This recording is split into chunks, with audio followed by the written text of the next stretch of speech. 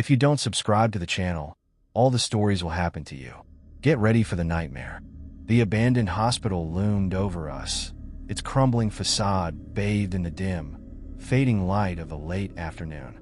Ivy clung to the walls like the claws of some unseen creature, and the windows, long broken, stared out like the vacant eyes of a forgotten relic. I had heard the stories for years, whispers of strange occurrences, flickering lights, and voices that seemed to speak through the very walls themselves. "Are you sure about this?"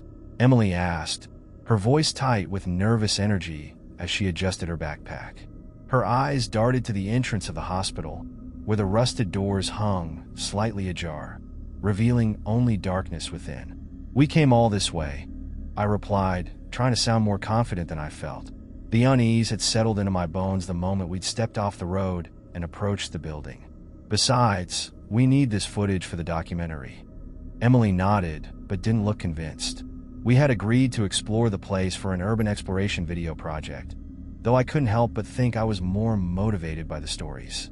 Ever since I was young, people had spoken about the hospital's unsettling past, about patients who were never discharged and doctors who vanished into thin air. But the most chilling tale was about the walls themselves. How, late at night, they would begin to whisper secrets, drawing people in until they lost their way. "Let's just be quick," Emily muttered, grabbing the flashlight from her bag as we stepped closer to the entrance. As we crossed the threshold, the temperature seemed to drop a few degrees, and the stale, damp air clung to my skin. The interior was as desolate as I had expected. Dust-coated floors, broken tiles, and medical equipment strewn about as if the place had been abandoned in a hurry. Graffiti covered the walls, adding an extra layer of eeriness to the already unsettling environment. I glanced at Emily, who was busy adjusting the camera on her shoulder. "Ready?" "Yeah," she answered, though her voice wavered slightly. "Let's start on the first floor, then head up to where the operating rooms were." I nodded, sweeping my flashlight across the room. The beams of light cast long shadows, which danced and flickered, giving the sensation that we weren't alone. We moved deeper into the hospital, the sound of our footsteps echoing through the empty halls. It was unnervingly quiet. No wind, no sounds from outside, just the constant creaking of the old building settling into its own decay. "I don't like this place," Emily muttered under her breath as we turned a corner.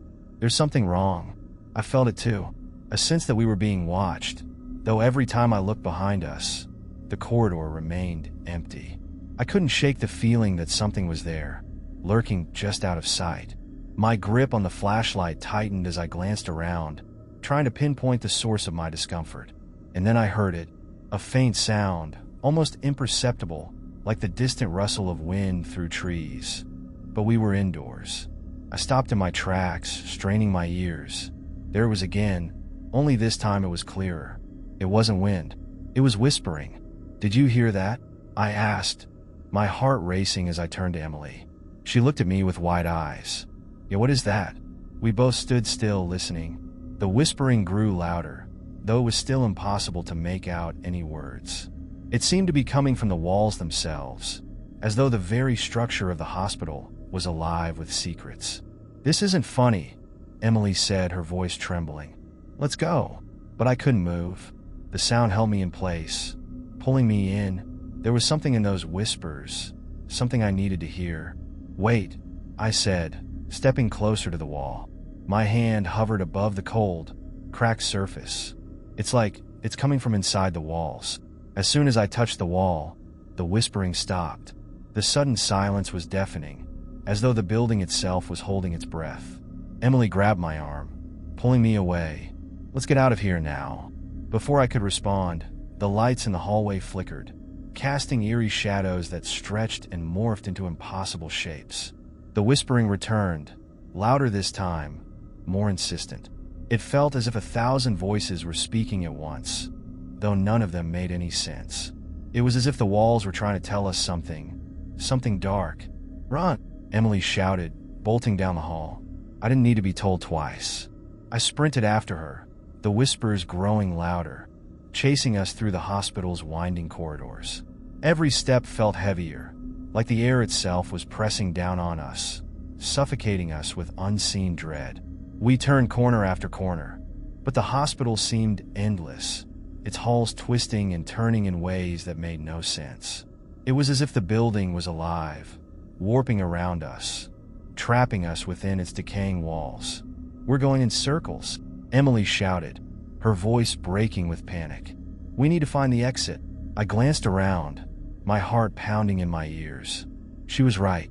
No matter which way we turned, we kept ending up in the same hallway. And the whispers, they were closing in. I skidded to a stop, gasping for breath, and looked at the walls. The graffiti we had passed earlier was still there, but now there were more words that hadn't been there before. They were scrawled in thick, black letters, as if written by an invisible hand. "We are still here." The realization hit me like a cold wave of terror. The hospital wasn't abandoned. Not really. The voices, the whispers, they were the remnants of those who had been left behind, trapped within the walls of this cursed place. "We need to find another way out," I said, my voice barely above a whisper. Emily nodded, her face pale and filled with fear. But as we turned to leave, the hallway ahead of us shifted. The wall seemed to ripple, bending inward as the whispers reached a fevered pitch. And then, from the shadows, something moved. It wasn't human, at least not anymore. Its twisted form lurched toward us, and the whispers grew louder, more frantic. The walls seemed to close in, their voices screaming in unison. We ran, but I knew, deep down, there was no escaping the hospital's grip. The whispers would follow us, no matter how far we went. We were now part of its story, woven into the very fabric of its decaying walls. As soon as we burst out of the hospital's front doors, gasping for breath, the whispering stopped. The silence that followed was so intense, it felt unnatural. The sudden stillness of the night pressed against my ears like cotton. I turned back, expecting to see something, anything, chasing us, but the entrance stood eerily quiet, bathed in the dim glow of the moonlight. No movement, no sound. Emily bent over, hands on her knees, trying to catch her breath. "What was that?" "I don't know," I managed to say, my chest still heaving. My mind raced, trying to piece together what we had just experienced. The whispers, the distorted figure. It didn't feel real, yet every fiber of my being told me that it was. "We need to figure out what's going on in there." Emily looked at me like I had lost my mind. "You're kidding, right? That place is cursed. I'm never going back in there." She was right to be scared, but something inside me couldn't let it go. The hospital was hiding something more than just the typical ghost stories we had heard growing up. The whispers weren't random. They were trying to communicate, to warn us about something. I needed answers. That night, after I dropped Emily off, I spent hours researching everything I could about the hospital's history. Its original name was St. Mary's Memorial, built in the early 1900s as a state-of-the-art medical facility. But as I dug deeper, I discovered dark undertones woven throughout its existence. Accusations of malpractice, missing patients, and rumors of unethical experiments conducted on unwilling subjects. The hospital was shut down in the 1980s after a fire broke out in one of the upper floors. It was said that several patients were trapped inside and perished in the flames. Strangely, their bodies were never recovered, leading to widespread speculation. People claimed that those who died in the fire never truly left, that their spirits were now trapped within the hospital's walls, still whispering to anyone who dared enter. But it wasn't just the fire. In the years leading up to its closure, there were numerous reports of staff members vanishing without a trace. Most were nurses, some doctors. Investigations were launched, but no leads ever surfaced. Locals whispered of secret wings and hidden rooms where illegal experiments took place. Places where patients were never supposed to leave alive. I found a particularly disturbing thread on an old forum dedicated to paranormal investigations. One user claimed to have spent the night inside the hospital nearly 10 years ago. According to their account, they too had heard the whispers, but it wasn't until they touched the walls that the true horror began. The hospital seemed to shift around them, warping the corridors, leading them deeper and deeper into its bowels. They barely made it out, but they claimed the whispers followed them for weeks after, haunting their every step. What if the hospital isn't just haunted? I thought, staring at the screen in the glow of my dimly lit room. What if it's alive? The idea chilled me, but it made a twisted sort of sense. The way the walls had seemed to move, the whispers that grew louder with every step we took inside. It was as if the building itself was trapping people, feeding on their fear, their lives. The next morning, I decided to visit the local archives. If anyone knew more about the hospital's strange past, it would be hidden in old news articles or forgotten records. After hours of searching, I found what I was looking for: a small, almost forgotten article from the late 1970s, buried deep in the records. It mentioned a man named Dr. Alexander Voss, a physician who had worked at the hospital for over a decade. Voss was considered a brilliant, albeit controversial, figure in medical circles at the time. His specialty was in the treatment of mental illness, and it was rumored that he conducted secret experiments in the hospital's lower levels, tests that were far from ethical. The article mentioned several patients who had been placed under Dr. Voss's care, patients who had later disappeared.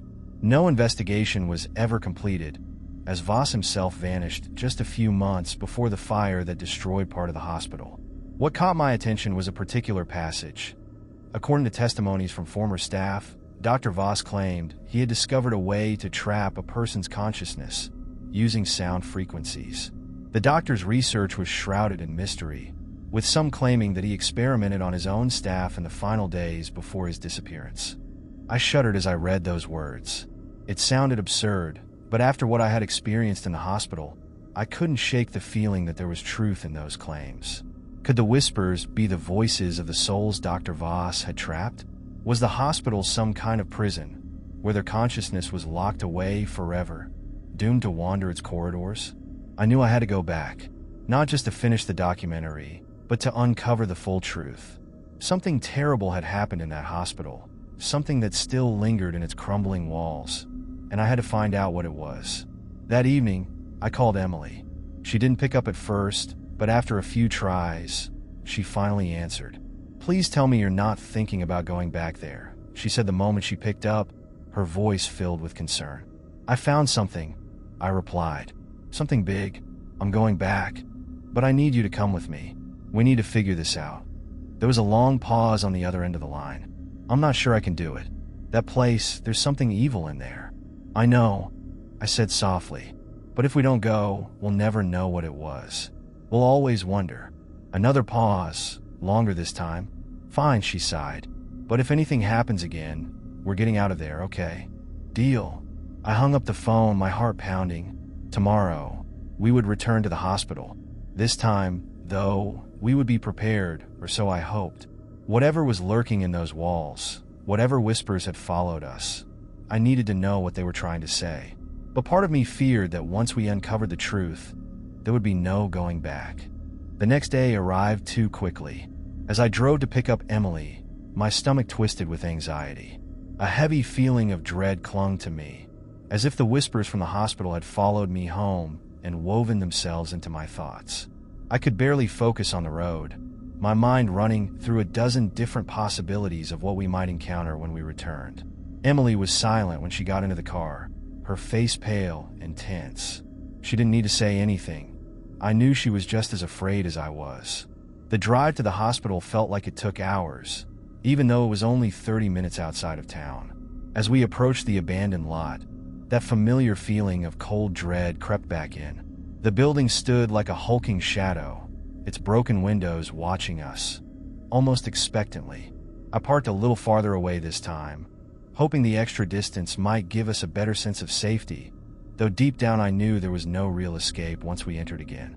"We'll be quick," I assured Emily, though I wasn't sure if I was trying to convince her or myself. "We just need to get more footage and see if we can find anything about Dr. Voss." She nodded stiffly, gripping the camera in her hands like it was a lifeline. "Let's just get this over with." We approached the hospital's entrance, and with every step, the air seemed to grow colder. The rusted metal door creaked as we pushed it open, revealing the same dim, dusty hallways from before. I half expected the whispers to start immediately, but there was nothing, only the soft echo of our footsteps on the cracked linoleum floor. We headed toward the lower levels, where I suspected Dr. Voss had conducted his experiments. The hospital's layout was confusing. But after some wandering, we found a stairwell that led downward, deeper into the building. The basement was even more decrepit than the rest of the hospital. The air was damp, and the walls were covered in mildew and strange, dark stains that seemed to pulse in the dim light of our flashlights. It was quiet, too quiet. "This place feels wrong," Emily whispered, glancing around nervously. "Like it's watching us." I didn't say anything, but I felt it too. The deeper we went, the more it felt like the hospital itself was alive, subtly shifting, pulling us further into its web. I kept expecting to hear the whispers again, but there was only the oppressive silence. We reached the end of the hallway, where a door with a faded sign reading psychiatric wing hung slightly ajar. I pushed it open, and we stepped into a large, dimly lit room. Broken equipment lay scattered across the floor, and the walls were lined with old patient beds, their metal frames rusted and decaying. At the far end of the room, there was a large observation window, partially shattered, looking into a smaller chamber beyond. As we approached the window, something flickered in the corner of my vision. I froze, turning toward the shadows near the back of the room, but there was nothing there. Just the cold, empty space. Emily must have noticed my hesitation because she stopped beside me. "Did you see that?" she asked, her voice barely above a whisper. I nodded, scanning the room again. "I don't know what it was, but something's here." Just as the words left my mouth, the whispers began again. Faint, almost imperceptible at first, but growing louder with every second. They were all around us, slipping through the cracks in the walls, seeping from the shadows. It was the same distorted voices we had heard the last time, though this time, they seemed more frantic, desperate even. Emily took a step back, her breathing quickening. "We need to go," she said, her voice trembling. "Wait," I whispered, my eyes drawn to the shattered window. Inside the smaller chamber beyond, there was something, a figure lying motionless on the floor, half covered in debris. It looked human, but the body was so decayed and twisted, it was hard to tell for sure. The whispers grew louder, and I felt an overwhelming sense of dread wash over me. That's when I noticed the journal. It was lying next to the figure, half buried under the rubble. The leather cover was worn and cracked, but it was unmistakably a journal, the kind doctors might have used for notes. I knew instantly that it had to belong to Dr. Voss. "We need to get that," I said, pointing toward the journal. "Are you insane?" Emily snapped. "There's something in here with us. We have to leave now." But I was already moving, ignoring the mounting fear. I climbed through the broken window and into the small chamber. The air was thick with dust and decay, the smell of rot nearly unbearable. I reached the journal and quickly scooped it up, turning to leave, and then the door slammed shut. Emily screamed as I whirled around. The chamber door was sealed, and the whispers were deafening now, surrounding me, pushing into my mind. I ran to the door, pulling at the handle, but it wouldn't budge. "Get me out," I shouted, my heart hammering in my chest. Emily was on the other side, desperately trying to pull the door open, but something, some force, was keeping it shut. "I can't, it won't open." And then, the whispers changed. They weren't just noise anymore. They were forming words, clear and sharp. "Stay with US." I felt a presence behind me. Slowly, I turned, and what I saw made my blood freeze. The decayed figure on the floor was moving. Its head jerked unnaturally, and its hollow eyes fixed on mine. Slowly, it began to rise, its limbs creaking and snapping as if they hadn't moved in years. The whispers grew louder, almost screaming now, as the figure staggered toward me. "Join US." I pounded on the door, panic consuming me. "Emily, get me out of here, please." And then, with one final heave, Emily pulled the door open, and I stumbled out, clutching the journal to my chest. We ran, faster than we ever had before, through the hospital's twisted corridors, the whispers chasing us, until we finally burst through the entrance and into the cold night air. We didn't stop running until we were safely in the car, our hearts pounding, lungs burning. As I looked back at the hospital, the whispers faded, but I knew they were still there, waiting for us to return. With trembling hands, I opened the journal. Inside, The faded handwriting of Dr. Voss chronicled something far worse than I had imagined. He hadn't just trapped their consciousnesses. He had found a way to keep them alive. And now, they wanted us to join them. Back in the safety of my apartment, Emily and I sat on the floor, the journal lying between us like a cursed artifact. The air was thick with tension, neither of us willing to open it again after what we had witnessed. It felt as though the very pages were laced with the whispers that had chased us through the hospital. After several minutes of silence, I finally worked up the courage to speak.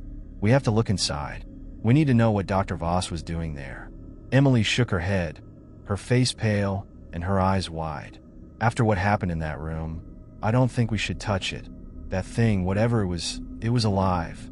I couldn't argue with her.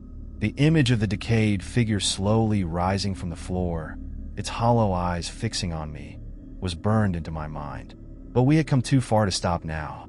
The journal held the answers. Answers to the terrifying presence that haunted the hospital, and to whatever experiments Dr. Voss had conducted there. "We need to know what happened," I said, my voice shaky but firm. "If we don't, those things, those voices, they'll never leave us alone." Emily hesitated for a long moment, then nodded reluctantly. "Okay, but we read it together." I opened the journal again, and the familiar scent of mildew and decay filled the room. The pages were brittle, the ink faded, but Dr. Voss's writing was still legible, scrawled in neat but hurried handwriting. The first few entries were mundane, detailing patient conditions and treatments. Nothing out of the ordinary for a psychiatric hospital. But as we read further, the tone of the journal shifted, growing darker with each entry. Dr. Voss had become obsessed with something he called consciousness preservation. He believed that the human mind could be separated from the body and kept alive, free from physical decay. His early experiments were conducted on small animals, and then on terminally ill patients, whom he described as volunteers. The more we read, the more horrifying it became. He detailed how he had used electrical currents and chemicals to isolate the consciousness of his subjects, trapping their minds in a state between life and death. Their bodies would die, but their minds would remain alive, aware, and trapped. "We were right," Emily whispered, her voice barely audible. "He didn't just study them, he imprisoned them." I turned the page, my hands trembling. The next few entries were shorter, more frantic. Dr. Voss wrote about how the consciousnesses began to merge, how they became unstable, their thoughts blending together into something monstrous. He had lost control of his experiment. "They whisper to me now," one entry read, "always whispering, never stopping. They want me to join them, to become part of their collective mind. I fear it's too late to stop them." My stomach churned as I read the final entry. The voices have become stronger. They are no longer just in my mind. They are in the walls, in the very fabric of this place. They hunger for more. I fear I will become one of them soon. If anyone finds this journal, leave this place, destroy it, and do not return. We sat in silence, the weight of what we had just read pressing down on us like a heavy blanket. Dr. Voss had succeeded. He had found a way to trap the human mind in limbo, but at a terrible cost. The whispers we had heard, the figure that had risen from the floor, they were all part of his twisted creation, a collective consciousness that now haunted the hospital. "We have to destroy it," Emily said suddenly, her voice filled with urgency. "The hospital, the journal, everything. We can't let anyone else go through what we did." I nodded, but there was something in the back of my mind that I couldn't shake. The whispers had followed us, even outside the hospital. The shadows that had moved in the corners of my vision, the strange feeling that something was watching us. It had all started after we left the building. "Do you think we brought it with us?" I asked, my voice barely more than a whisper. Emily stared at me, her face paling even more. "What do you mean?" I hesitated, unsure of how to explain the growing unease in my chest. What if destroying the hospital isn't enough? What if we're already part of it? The room felt colder suddenly, the shadows in the corners stretching longer than they should. Emily opened her mouth to respond, but before she could say anything, the sound of a soft whisper echoed through the apartment. "Join us." It was faint, barely audible, but unmistakable. The same voice we had heard in the hospital. Emily's eyes widened in horror. No, no, it can't be. I grabbed the journal and slammed it shut, as if that might silence the voices. But the whispering didn't stop. It was all around us now, growing louder, filling the air with its haunting, desperate pleas. Join us. Stay with us. Panic surged through me. We had left the hospital, but it hadn't left us. The voices, the shadows, they were following us, drawing us deeper into their cursed web. We have to get rid of it, I said, my voice shaking. The journal, the hospital, everything connected to it. Emily nodded, tears welling in her eyes. But how? How do we stop something that's already inside us? I didn't have an answer. The only thing I knew for sure was that we were running out of time, and the voices weren't going to let us escape easily. The air in my apartment grew heavy, thick with the oppressive presence of the voices. Emily clutched her knees to her chest, rocking slightly, as if trying to comfort herself. I wanted to scream, but the sound of the whispering seemed to seep into my very bones, paralyzing me. Join us. The words echoed through the room, as if the walls themselves were alive, closing in on us. My mind raced, trying to find a solution, but nothing made sense. How do you fight something you can't see? Something that's already a part of you? We have to go back, Emily said suddenly, her voice trembling but determined. Back? I asked, not understanding. Back where? To the hospital, she said, her eyes wide but resolute. That place is the source. If we destroy it, burn it to the ground, whatever it takes, it might be the only way to sever the connection. The idea of returning to that hellish place sent a chill down my spine, but she was right. Whatever had attached itself to us had started there. If we were going to have any chance of escaping this nightmare, we had to confront it at the source. But we'll need more than fire, I said, thinking of the unnatural power that seemed to live within the hospital's walls. There's something stronger, keeping those spirits tethered there. Emily stood up, a sudden urgency driving her forward. Then we find whatever it is and destroy it. The journal said Dr. Voss used some kind of equipment to trap their consciousnesses. Maybe it's still there. The thought of going back into the depths of that cursed place felt like walking straight into a grave. But it wasn't just about survival anymore. It was about stopping whatever Dr. Voss had unleashed from consuming more lives. Ours included. Grabbing the journal, I shoved it into my backpack. If we were going back, it might hold clues we'd missed. Emily grabbed a flashlight, her hands shaking as she tested the beam. As we hurried toward the door, the whispering grew louder, as if the very walls were trying to stop us from leaving. Stay with us. I froze, glancing over my shoulder. For a moment, I thought I saw something move in the shadowed corner of the room. Something dark and shifting, like smoke swirling in the air. The figure from the hospital. It was here watching us. Let's go, Emily shouted, yanking me out of my paralysis. We bolted out the door, the whispering growing fainter as we descended the stairs of my apartment building. The night outside was cool, a sharp contrast to the suffocating atmosphere inside. But as we stepped into the street, I couldn't shake the feeling that we were being followed. Do you hear that? Emily asked, her voice barely above a whisper. I stopped and listened.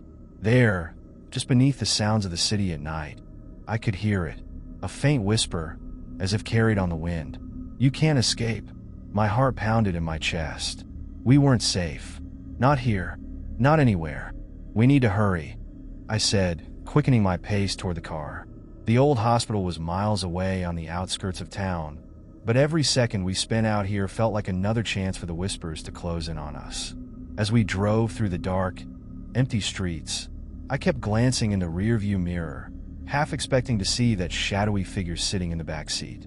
But all I saw were empty streets, bathed in the eerie glow of streetlights. Emily remained silent, her face pale as she stared out the window. The hospital loomed in the distance, its dark silhouette rising against the night sky like a tombstone. Do you think this will work?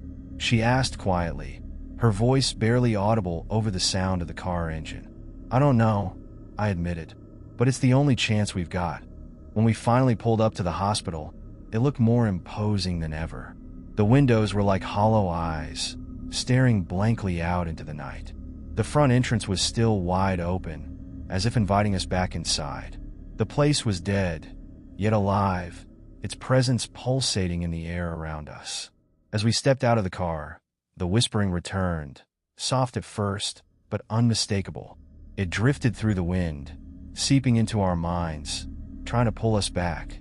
Come back, join us. The flashlight beam cut through the darkness as we hurried up the steps and into the building. The familiar smell of mildew and decay hit us, along with a cold draft that seemed to come from nowhere. Every step we took echoed in the empty corridors. The voices grew louder, almost eager, as if they knew we had returned. We reached the basement door, the place where the whispers had been the strongest before. My hand trembled as I grabbed the rusted doorknob and slowly pushed it open. The basement was even darker than before, the air thick with the weight of forgotten things. The whispering was deafening now, filling every inch of the space.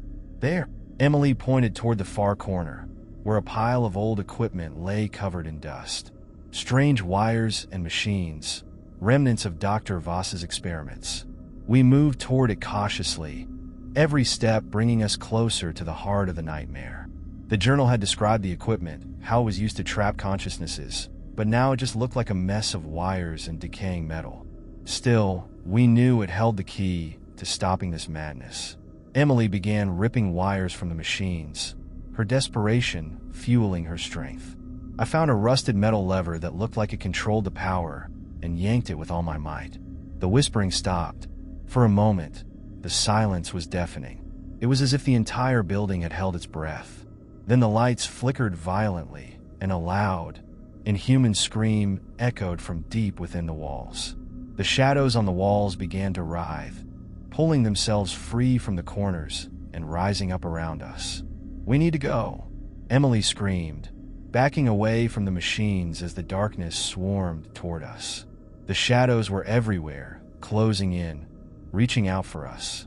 The whispers returned, louder, more desperate than ever. "Don't leave, stay with us, forever." We ran, the shadows chasing us through the basement, up the stairs, and into the main hallway. The walls themselves seemed to be alive, groaning as the spirits inside tried to break free. As we burst through the front doors and into the night, the whispering finally stopped. We stood outside the hospital, breathing hard, staring back at the dark, looming building. The air was still, but the silence was unsettling. We had shut down the machines, but I couldn't shake the feeling that it wasn't over. Don't forget to subscribe in the channel and like the video for more contents. It was one of those nights where everything felt off. The kind where the silence was too still, the shadows too thick. I lay in bed, tossing and turning, trying to ignore the unease gnawing at the edges of my consciousness. The clock blinked 3:17 a.m., casting a faint red glow in the otherwise pitch-black room. I shifted under the covers, telling myself it was just my imagination. Nothing was wrong, but I couldn't shake the feeling that someone, was watching me. My eyes flicked toward the window, half expecting to see a silhouette standing outside. Nothing, just the faint outline of trees swaying gently in the wind. I sighed and turned over, forcing myself to relax. Then I heard it, a soft creak, barely audible, but distinct enough to send a chill down my spine. I froze, holding my breath. It wasn't the usual creak of the house settling. This was different, more deliberate. My mind raced through 1,000 possibilities, each one worse than the last. Maybe it was just the wind? Maybe a tree branch scraping against the side of the house? But deep down, I knew there was someone in my house. I slowly slid out of bed, trying to be as quiet as possible.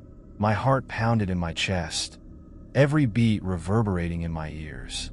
I reached for my phone on the nightstand, but the screen remained stubbornly black. Dead, of course. Swallowing my rising panic, I tiptoed toward the door, trying to control my breathing. The hallway stretched out before me, dark and silent. My eyes strained to adjust to the dim light, and every nerve in my body was screaming at me to run, to hide, but I couldn't move. Another creak. This time, it was closer. I moved toward the staircase, holding the railing to steady myself. Slowly, I descended, each step feeling like it took an eternity. The living room below was cloaked in shadows, the faint light from outside casting eerie shapes on the walls.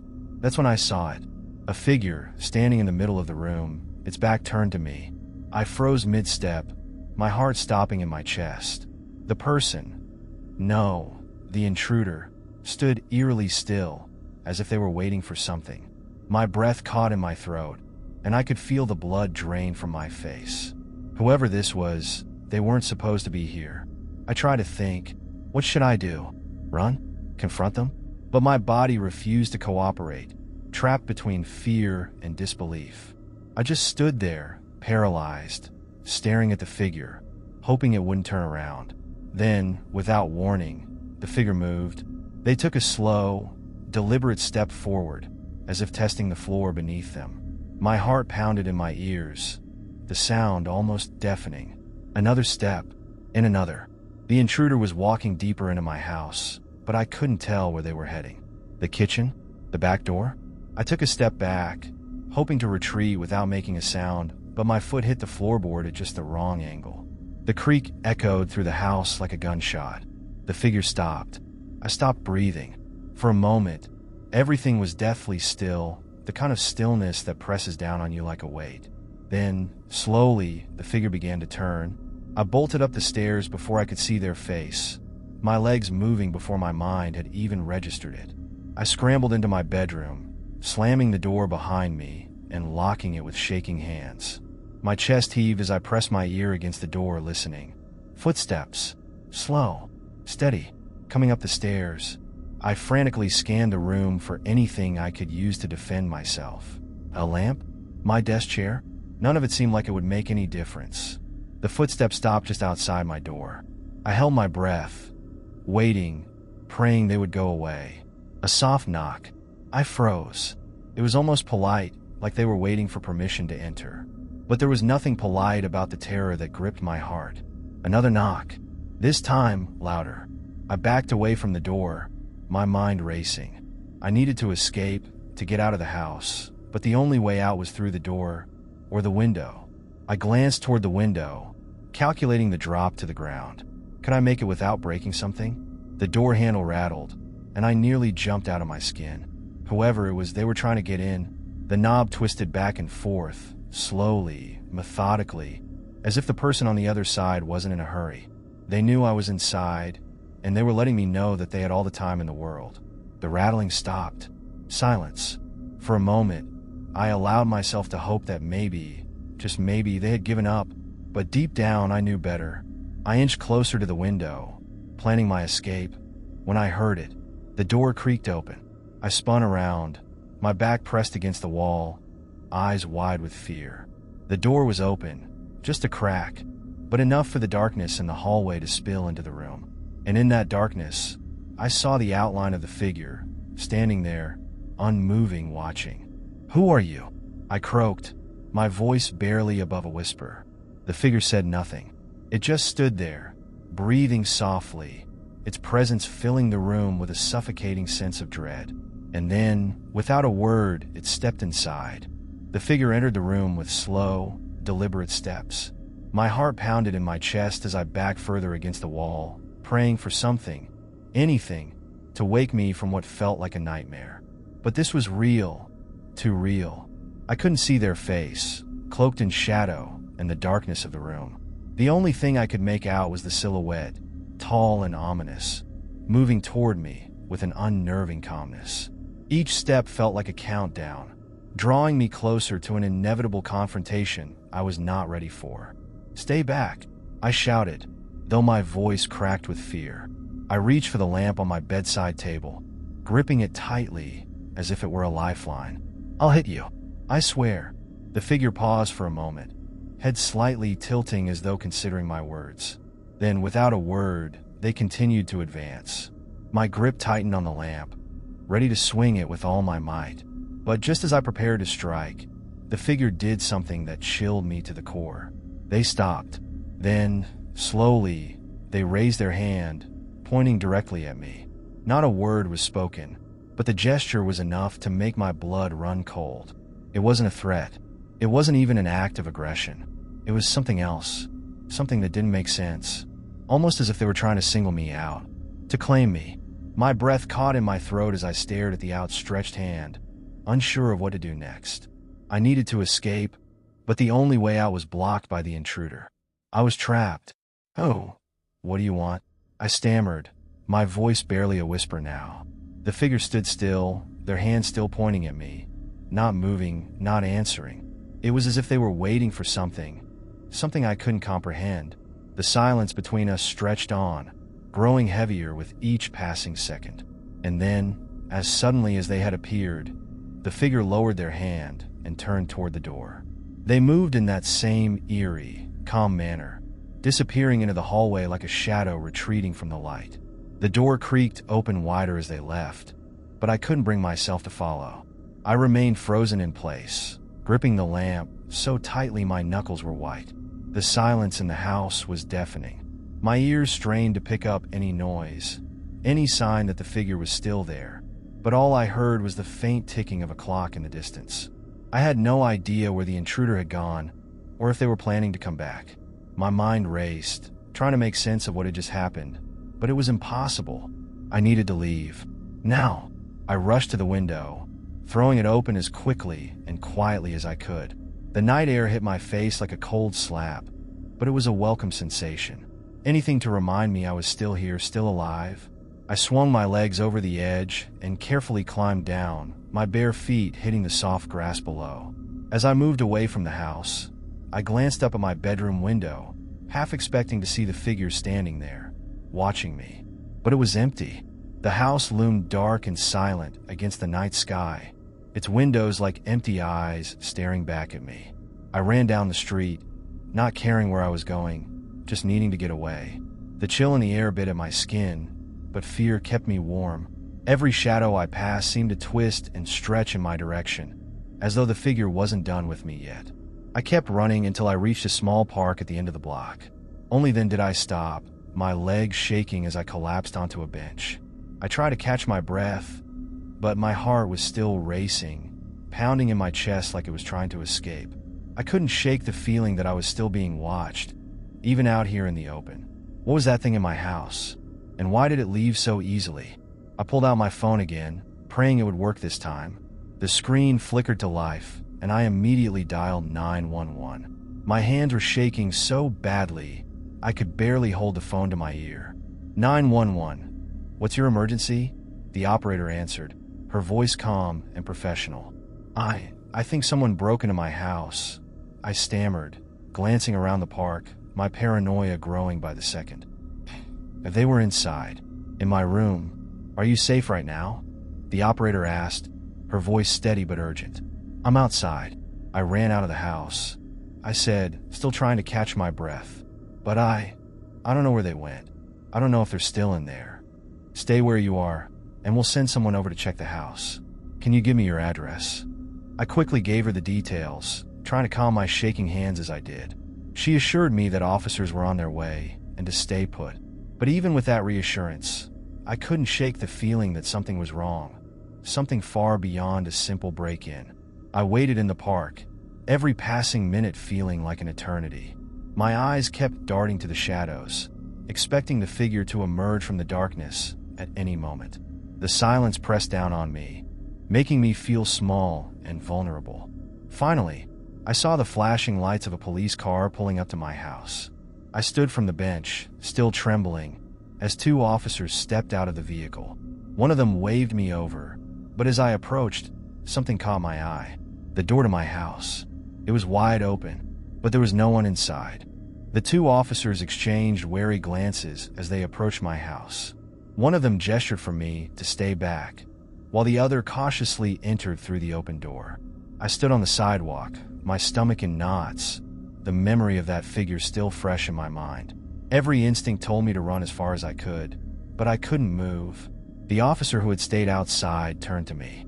"Can you tell me what happened? Anything unusual before you saw the intruder?" I struggled to find the words. I was asleep, then I woke up and he was there, just standing at the foot of my bed. I told him to stay back, but he didn't say anything. He pointed at me. Then he left, just like that.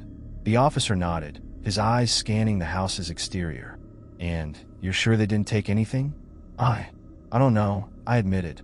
I was too scared to check.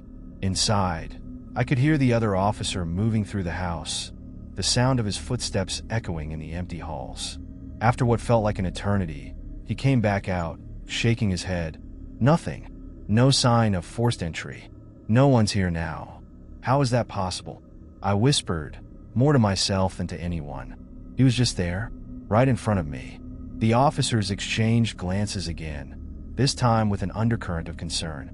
We'll file a report, but without any clear signs of a break-in, there's not much we can do right now, the first officer said. If you see anything else, call us immediately. They were trying to reassure me, but I could hear the doubt in their voices. I thanked them as best as I could and watched as they got back in their cruiser. The lights flickered one last time before they disappeared down the street, leaving me alone in the eerie quiet of the night. I stood there, staring at the open door of my house. I should have felt some sense of relief. The police had checked everything, and there was no sign of the intruder. But instead, I felt an overwhelming sense of dread, like something was still watching me from the shadows. Finally, I forced myself to walk back inside, though every step felt heavier than the last. I closed the door behind me, locking it with trembling hands. The house was silent, but it wasn't the comforting kind of silence. It was the kind that made you feel like something was lurking just beyond your field of vision, waiting for the right moment to strike. I turned on every light in the house, trying to push back the darkness. But even with the brightness flooding every room, I couldn't shake the feeling that something was wrong. The figure's silent, pointed gesture kept replaying in my mind. What had it meant? Was it a warning? A threat? Or something else entirely? I made my way back to the bedroom, my body moving on autopilot. But as I reached the doorway, I froze. There, on the floor by my bed, was something I hadn't noticed before. A single piece of paper. It hadn't been there earlier. I was sure of it. With trembling hands, I bent down and picked it up. The paper was old, the edges yellowed and frayed, like it had been there for years. But I knew it hadn't been. I unfolded it slowly, my heart pounding in my ears as I read the faded writing scrawled across the page. You are not alone. We are waiting. A cold chill ran down my spine. The handwriting was shaky, uneven, as though written in haste or fear. My hands shook as I turned the paper over, looking for some clue as to who had left it. But there was nothing, just those ominous words staring back at me. I dropped the paper, backing away from it like it was something toxic. This couldn't be happening. This couldn't be real. Maybe I was dreaming, still trapped in some nightmare I couldn't wake from. I glanced around the room, suddenly feeling exposed, vulnerable. I didn't know what to do, whether to call the police again or just leave the house altogether. But the fear of what might be waiting for me outside was just as strong as the terror inside. Then, just as I was about to turn and flee the room, I heard it. A knock, but not at the front door. It came from the window, the same window I had opened to escape earlier. My blood turned to ice. The knock was soft, almost polite, but the sound cut through the stillness of the night like a knife. I turned slowly, my eyes locked on the window. The blinds were still drawn, hiding whatever was outside. But I knew, deep down, I wasn't alone. The knock came again, louder this time, and then a voice, low and distorted, drifted through the glass. We're still waiting. I bolted from the room, my heart slamming against my chest. Whatever this was, it wasn't over. And now, they were letting me know I wasn't going to be left in peace. They wanted something from me, and they weren't leaving until they got it. I dashed down the hallway, my breath coming in ragged gasps. Every nerve in my body screamed for me to run, to get as far away from that voice as possible. But where could I go? The stranger, or whatever they were, seemed to be everywhere. I reached the living room and pressed myself against the farthest wall, as if that would somehow shield me from the invisible menace. For a moment, everything went quiet. No more knocking, no more voices, just the heavy, oppressive silence that had become all too familiar. Then my phone buzzed. I flinched at the sudden sound, pulling it from my pocket with trembling hands. There was a new message. My heart skipped a beat as I read the notification. We're closer than you think. The sender's number was unknown. My stomach lurched. How had they gotten my number? My thoughts were spinning, but I knew one thing for sure. I needed to leave. Grabbing my keys, I rushed to the front door. The moment I opened it, a cold gust of wind blew past me, carrying with it an eerie, unnatural chill. It felt as though the very air around me had grown heavier, thick with something I couldn't quite explain. I hesitated, staring out into the darkness of the street. Nothing moved, but the sense of being watched that hadn't left. It clung to me, weighing me down with every step I took. I hurried toward my car, parked just a few feet away from the porch. The closer I got, the more I became aware of an unsettling feeling of being followed. Every time I turned around, the street was empty, but I could feel it, the presence like a shadow just out of reach. I fumbled with my keys, nearly dropping them as I unlocked the car. I jumped inside and slammed the door shut, the sense of momentary safety washing over me. I started the engine, my fingers clenching the steering wheel as I prepared to drive anywhere but here. Before I could shift into gear, something caught my eye. Movement. I glanced at the rearview mirror, and my heart sank. There, standing on the sidewalk just outside my house, was a figure. I couldn't make out any details. Their face was hidden in shadow, but I knew it was them. The one who had been in my room, the one who had left the message. And now, they were watching me. Panic surged through me as I floored the gas pedal. The tires screeched as the car lurched forward. I sped down the street, my eyes darting between the road ahead and the rearview mirror. The figure didn't move, but I couldn't shake the feeling that they were still with me, somehow. After what felt like an eternity of driving aimlessly through empty streets, I finally pulled into a gas station parking lot. It was well lit, and for the first time that night, I felt a sliver of relief. I parked in a spot near the entrance and turned off the engine. My hands were shaking, my breath still shallow. I sat there, staring at the gas station lights, trying to make sense of everything that had just happened. Who was that figure? What did they want? And how did they seem to know everything about me? My phone buzzed again, snapping me out of my thoughts. I didn't want to look, but I couldn't stop myself. With trembling hands, I unlocked the screen. Another message. Running won't save you. I dropped the phone onto the passenger seat, my heart pounding in my ears. This couldn't be happening. It felt like some kind of nightmare I couldn't wake up from. But it was real, and they weren't going to stop. I glanced at the entrance to the gas station, thinking about going inside and asking for help. But what would I say? There was no physical evidence, just the strange messages and the creeping sense of dread. Suddenly, I felt the unmistakable sensation of eyes on me again. My breath caught in my throat as I turned, slowly, to look out the car window. There, standing on the far side of the parking lot, just outside the reach of the gas station lights, was the same figure.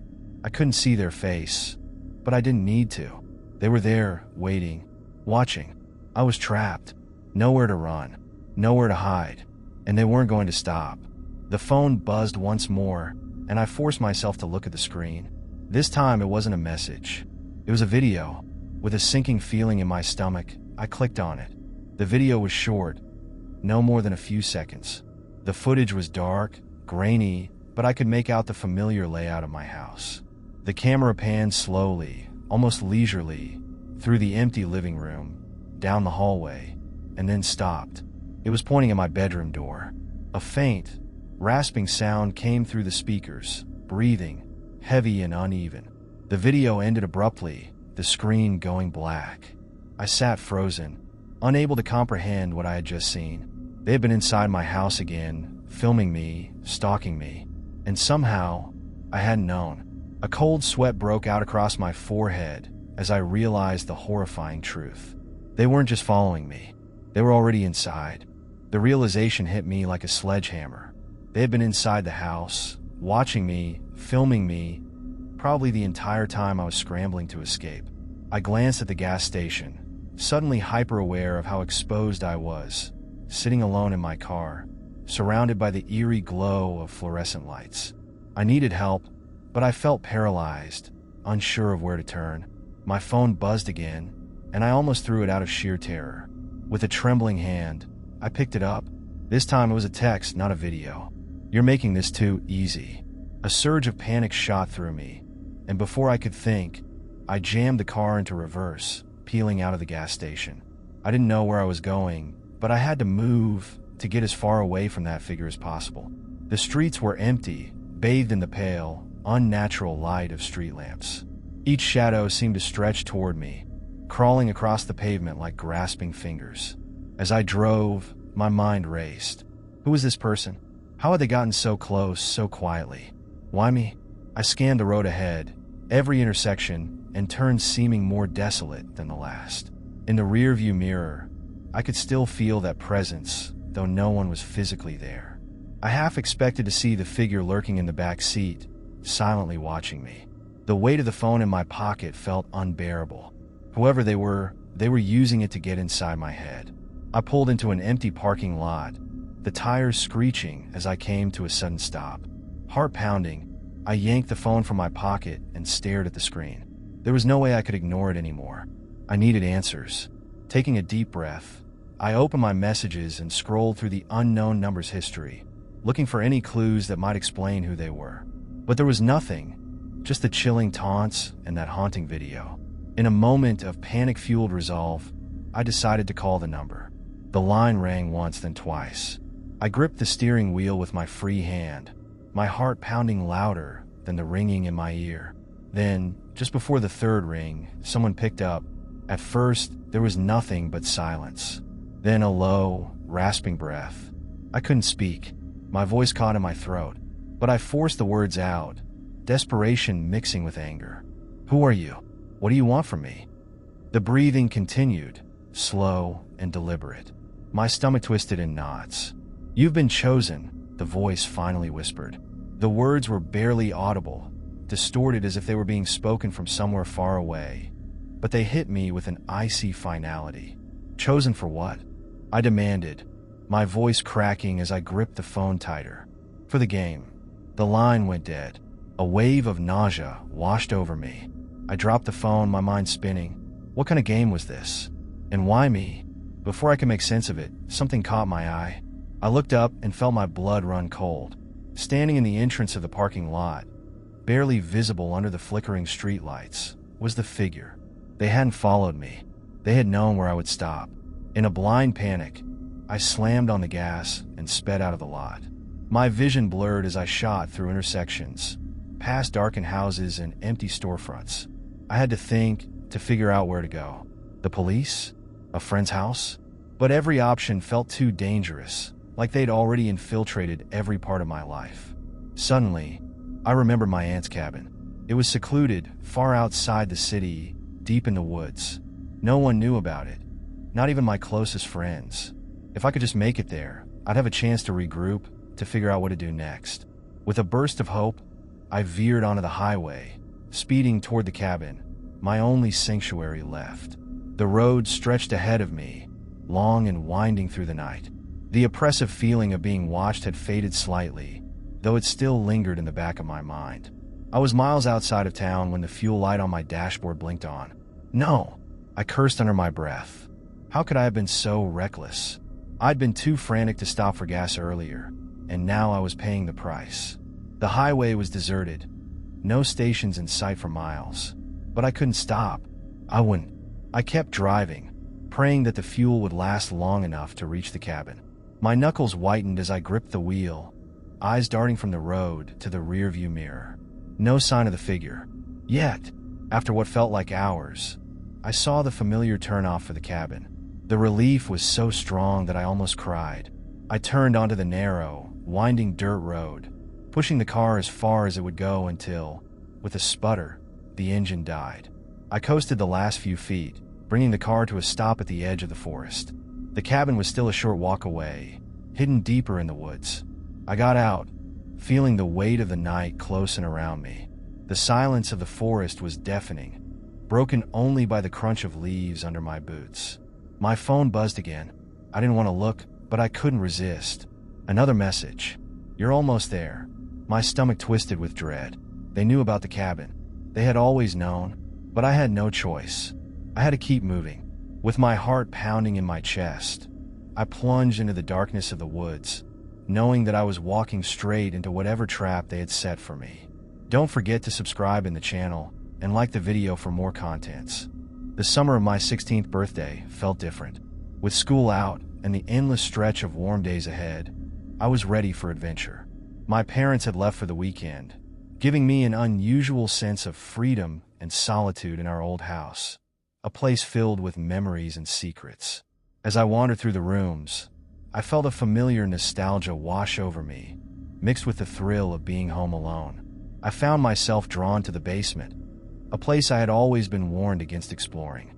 The dimly lit stairs creaked underfoot as I descended, the air growing cooler and mustier with each step. Once at the bottom, I switched on the bare bulb hanging from the ceiling.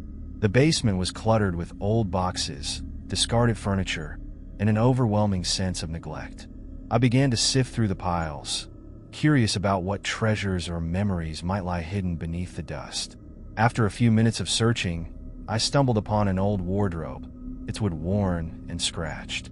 It had always been pushed against the far wall, almost forgotten. I hesitated, but felt an inexplicable urge to open it. As I pulled the door open, a cloud of dust burst forth, and I coughed, waving my hand in front of my face. Inside, it was empty except for a few old coats and a broken umbrella. I leaned back to close it when I noticed something odd, a small, rectangular panel at the back of the wardrobe. It was slightly ajar, and a sense of curiosity gnawed at me. I reached out, fingers brushing against the panel. With a gentle push, it swung open, revealing a narrow opening that led into darkness. My heart raced as the thrill of discovery overcame my hesitation. What lay behind that panel? I grabbed my phone for light and squeezed through the tight space. The air was cooler, and the smell of damp would fill my nostrils. As I stepped into the small room, I turned on my phone's flashlight. The beam revealed a dimly lit space, cluttered with dusty old furniture and boxes. The room was so small that it felt like a forgotten alcove, hidden from the world above. The walls were lined with peeling wallpaper, and cobwebs hung in the corners. An old trunk sat in the center, its rusty locks barely holding it shut. Intrigued, I knelt beside it, my fingers trembling with anticipation as I tried to pry it open. The trunk creaked as I lifted the lid, revealing a collection of faded photographs, yellowing letters, and other keepsakes. They seemed to belong to a time long before my own. Images of people I didn't recognize, smiling and dressed in clothing that felt foreign to me. One photograph caught my eye, a group of young people standing outside what looked like our house, but much older. They were dressed in clothing from decades past, their smiles wide and carefree. A chill ran down my spine as I realized that one of the figures bore an uncanny resemblance to my mother, only younger and brighter. I shifted through the contents of the trunk, curiosity and unease swirling inside me. What secrets had my parents kept hidden in this room? The letters were mostly unreadable, the ink faded and smudged. But one caught my attention, addressed to someone named Clara. The return address was unfamiliar, a place I had never heard of. A sudden noise from above jolted me out of my thoughts. Heavy footsteps on the floorboards. My heart raced as I froze, holding my breath. Had my parents returned early? I listened intently, straining to hear anything that would give me a clue. The footsteps grew louder, moving toward the basement door. My pulse quickened. I had to hide. In a panic, I glanced around the room, but there was nowhere to go. The wardrobe. I rushed back to the opening and squeezed inside, closing the panel behind me just as the basement door creaked open. I held my breath, pressing my back against the wall of the wardrobe, praying that whoever was upstairs wouldn't think to look for me. The footsteps approached, and I could hear my parents' voices now, their conversation muffled but unmistakable. "Did you hear that noise?" my mom asked, her voice tinged with concern. "I don't know.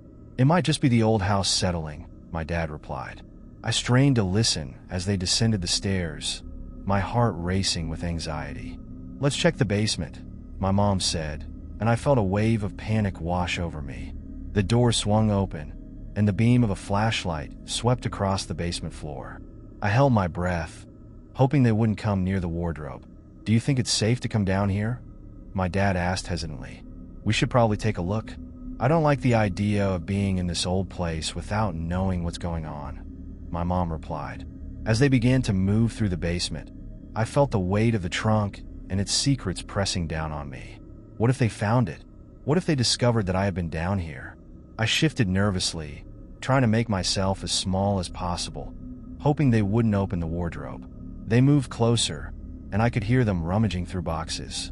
Time felt like it stood still as I listened to their conversation, piecing together fragments of what they were discussing. "Maybe we should sell this place," my dad said. "It's getting too old, and we're not using the basement at all." "No," my mom exclaimed, almost too forcefully. "There's too much history here. We can't just abandon it." As they continued to talk, I tried to piece together what I had just learned. This house held secrets far deeper than I had imagined. But then, they turned their attention back to the trunk. My heart raced as I heard the creaking of the lid. I had to get out before they discovered me. I felt trapped, the walls of the wardrobe closing in around me as I listened to my parents sift through the contents. Their voices blended into a background murmur as I concentrated on my own thoughts, weighing my options. If I stayed hidden, would they ever leave? Or would they find me out? Finally, after what felt like an eternity, I heard my dad sigh. "I guess there's nothing down here we need to worry about. Let's go back upstairs." Relief washed over me as I heard their footsteps retreating. The basement door creaked open, then closed again, and I allowed myself to breathe. Once I was sure they were gone, I carefully opened the wardrobe and peeked out. The basement was empty, the only sound the soft hum of the furnace in the corner. I stepped out, heart pounding, and approached the trunk once more. This time, I was determined to uncover the truth. I sifted through the photographs and letters, piecing together fragments of a past I never knew existed. And as I did, I felt a growing sense of dread. There was something dark hidden within the memories of this house, and I was now entangled in its secrets. But the more I uncovered, the more I knew I couldn't stop. I had to know what my parents had kept hidden from me, even if it meant confronting whatever darkness lay ahead. The afternoon sun cast long shadows in the basement as I settled back in front of the trunk, my heart still racing from the close call with my parents. I couldn't shake the feeling that I had stumbled upon something significant, something that tied my family to this house in ways I had never imagined. I had to dig deeper.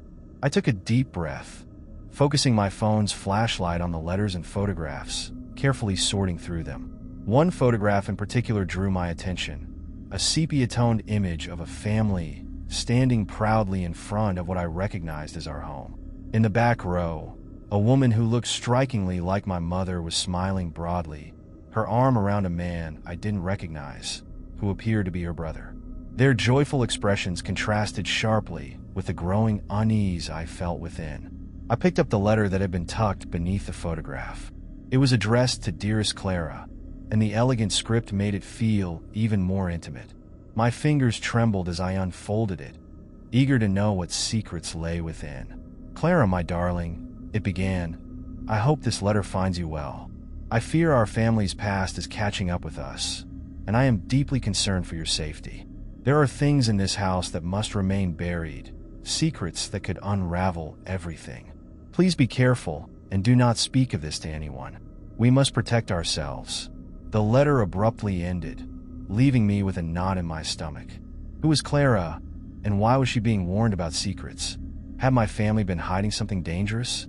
I could feel the weight of the unknown pressing down on me as I set the letter aside and continued my search. Among the letters, I found another photograph, this one darker and more unsettling. It depicted a small group of people gathered in what appeared to be a dimly lit room, their expressions serious, almost somber. I recognized my mother again, but her demeanor was different, tense and apprehensive. I couldn't help but wonder what had taken place in this house, what darkness had seeped into its walls. It felt as though I had unearthed the tip of an iceberg, and I needed to know more. As I continued rifling through the contents of the trunk, a noise echoed through the basement, a faint tapping sound, rhythmic and deliberate. My heart pounded in my chest as I paused, straining to listen. The sound seemed to come from the far corner of the basement, near the old furnace. I hesitated, debating whether to investigate or stay hidden with the trunk, but curiosity got the better of me. I slowly stood up and made my way toward the sound, my phone flashlight cutting through the darkness. With each step, the tapping grew louder, sending shivers down my spine. As I approached the furnace, I noticed a loose floorboard just in front of it, shifting slightly underfoot. I crouched down, my heart racing as I inspected the floorboard. The tapping grew more insistent, as if it were beckoning me to pry it open. With a deep breath, I knelt and grabbed the edge of the board, prying it loose with all my strength. To my surprise, beneath the floorboard was a small compartment, hidden from sight. I peered inside and found a dusty, leather-bound journal, its cover cracked and worn. I pulled it out, my fingers tingling with anticipation. This journal felt significant, as if it contained the answers I was desperately seeking. I opened the journal carefully, the pages crumbling slightly at the edges. The handwriting inside was small but legible, filled with meticulous details. It began with mundane entries, notes about the weather, daily chores, but soon shifted to something darker. The whispers are growing louder, one entry read. They call to me at night, warning me of things to come. I must remain vigilant. Clara must not know. My breath hitched as I realized the connection to the earlier letter. Who was writing this? What were the whispers? I flipped through more pages, each one revealing fragmented thoughts and growing paranoia. Tonight, I heard the tapping again, another entry stated. It seems to be coming from the basement. I fear what lies beneath. I must find a way to protect my family. The shadows are watching. I closed the journal, feeling the weight of its contents settle heavily on my shoulders. What was happening in this house? My mind raced with possibilities as I tried to piece together the fragments of my family's past. Just then, I heard the basement door creak open again, and my heart dropped. I hurriedly shoved the journal back into the compartment and replaced the floorboard, praying they wouldn't notice anything amiss. The footsteps echoed down the stairs, and I took a deep breath, positioning myself behind the trunk. My parents had returned, and this time, I hoped they would remain oblivious to my exploration. "What's going on down here?" My dad's voice carried through the basement as he switched on the lights, illuminating the room in stark brightness. "I don't know. I just felt like something was off," my mom replied, her voice laced with unease. I held my breath, listening to their conversation, my heart pounding in my chest. They began to look through the boxes again, and I couldn't shake the feeling that they were searching for something specific, something they didn't want me to find. As they rummaged through the clutter, I felt a surge of determination. I needed to uncover the truth, no matter what it took. But for now, I had to lay low and wait for the perfect moment to continue my investigation. When they finally left the basement, I breathed a sigh of relief. The trunk had revealed only fragments of a much larger story, and I was determined to uncover the full truth. I could feel the shadows of my family's past lurking just out of reach, and I knew that the deeper I delved, the more unsettling the revelations would become. As I made my way back to the trunk, I realized that my journey was just beginning. The secrets held within these walls were far darker than I had anticipated, and I had to unravel them before they consumed me. The following days were tense as I navigated my home, constantly on edge. My parents resumed their daily routines, but I could see the subtle signs of their unease. They exchanged furtive glances and whispered conversations, clearly attempting to maintain a facade of normalcy. The basement felt heavier, suffocating in its secrecy, and I was consumed by an insatiable need to discover more. After school, I found myself drawn to the basement again. The journal's unsettling entries echoed in my mind, compelling me to confront whatever darkness lay hidden. The basement door creaked open as I descended the stairs, and the cold air wrapped around me like an unwelcome embrace. I settled in front of the trunk once more, determined to uncover its remaining secrets. I flipped through the journal, hoping for a clue that would lead me to the heart of the mystery. Each entry felt like a breadcrumb leading me deeper into a labyrinth of family history intertwined with dread. I focused on the last entries, written in a frantic scrawl. They spoke of voices at night and shadows that moved on their own, growing closer and closer. "I must protect Clara. They are coming for us," one entry warned. The sense of urgency in the words made my skin crawl. Then, something caught my eye, a small piece of paper tucked within the journal. I carefully extracted it, unfolding it to reveal a detailed sketch of the house. My heart raced as I studied the drawing. It wasn't just the house as it stood today. There were additional rooms, outlines of doors that led to places I had never seen, including one marked secret room. Secret room? I murmured, the words sending chills down my spine. My heart raced at the thought of an undiscovered space, a place hidden even from my parents. I quickly grabbed my phone to take a photo of the sketch, making a mental note to search for this secret room. Suddenly, the basement door creaked open again, and I hurriedly shoved the journal back into the trunk, closing it just as my mother appeared at the top of the stairs. "What are you doing down here?" she asked, her voice tight with suspicion. "I just wanted to check on the boxes," I replied, forcing a casual tone. I thought I heard something. Her eyes narrowed, and I felt an overwhelming urge to defend myself. I'm just trying to help with the cleanup. There's a lot of history here." She hesitated, as if deciding whether to trust me. "Just be careful, okay? There are things down here we don't understand." I nodded, and she stepped back, allowing me a moment to breathe. I could see the worry etched in her features, but her words only fueled my determination. I had to find that secret room. After dinner, I began my search in earnest. Armed with the sketch, I retraced the layout of the house, looking for any signs of the hidden space. I started with the basement walls, tapping lightly, listening for a hollow sound. The air was thick with dust, and I could feel the weight of history pressing down on me. Nothing. I moved upstairs, examining each room, focusing on the corners and behind furniture, searching for concealed doors or loose panels. Each minute felt like an eternity, and frustration mounted with every failed attempt. Finally, as I reached the end of the hallway, I noticed something unusual. A narrow door was partially concealed behind a large bookshelf that had been moved away from the wall. My heart raced as I approached, pushing the bookshelf aside to reveal the door's full outline. It was old and weathered, with a simple metal knob that felt cold to the touch. Could this be the secret room? I hesitated for a moment, fear and excitement coursing through me.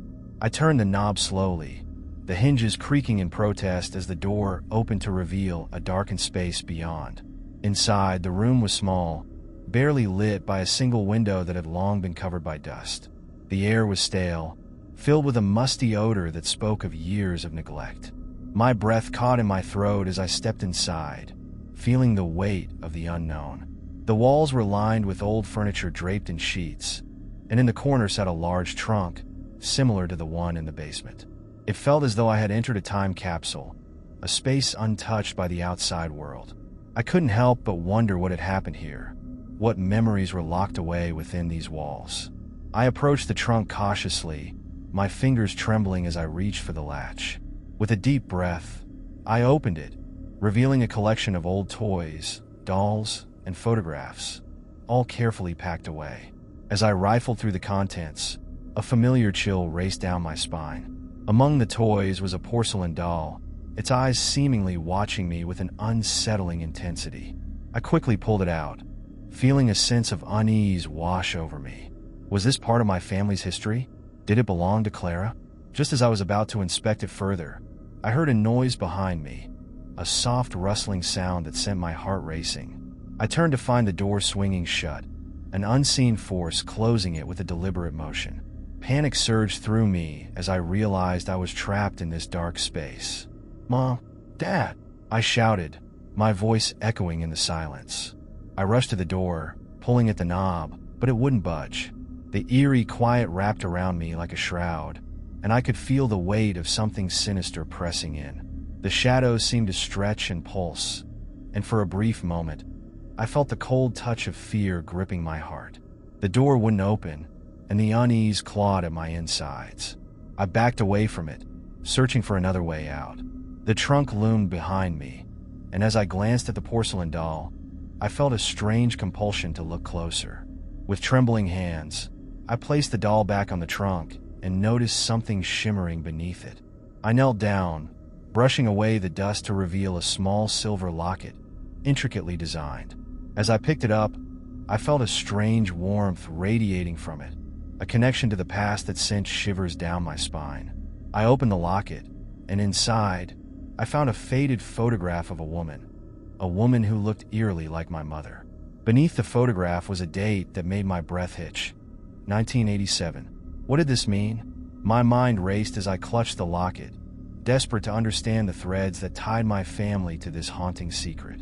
Just then, I heard a whisper, a soft, almost melodic sound that seemed to rise from the shadows. "Help us!" The words echoed in my mind, and I felt a chill race down my spine. It was a plea, a haunting cry that intertwined with my own fears. I had to escape this room. I had to uncover the truth. But as I turned back to the door, the unease grew, and I knew that whatever awaited me on the other side was far from over. With a surge of determination, I began to search the room for another way out, my heart pounding in rhythm with the whispers of the past. The shadows grew thicker, and I felt a presence behind me, watching, waiting. I would not be deterred.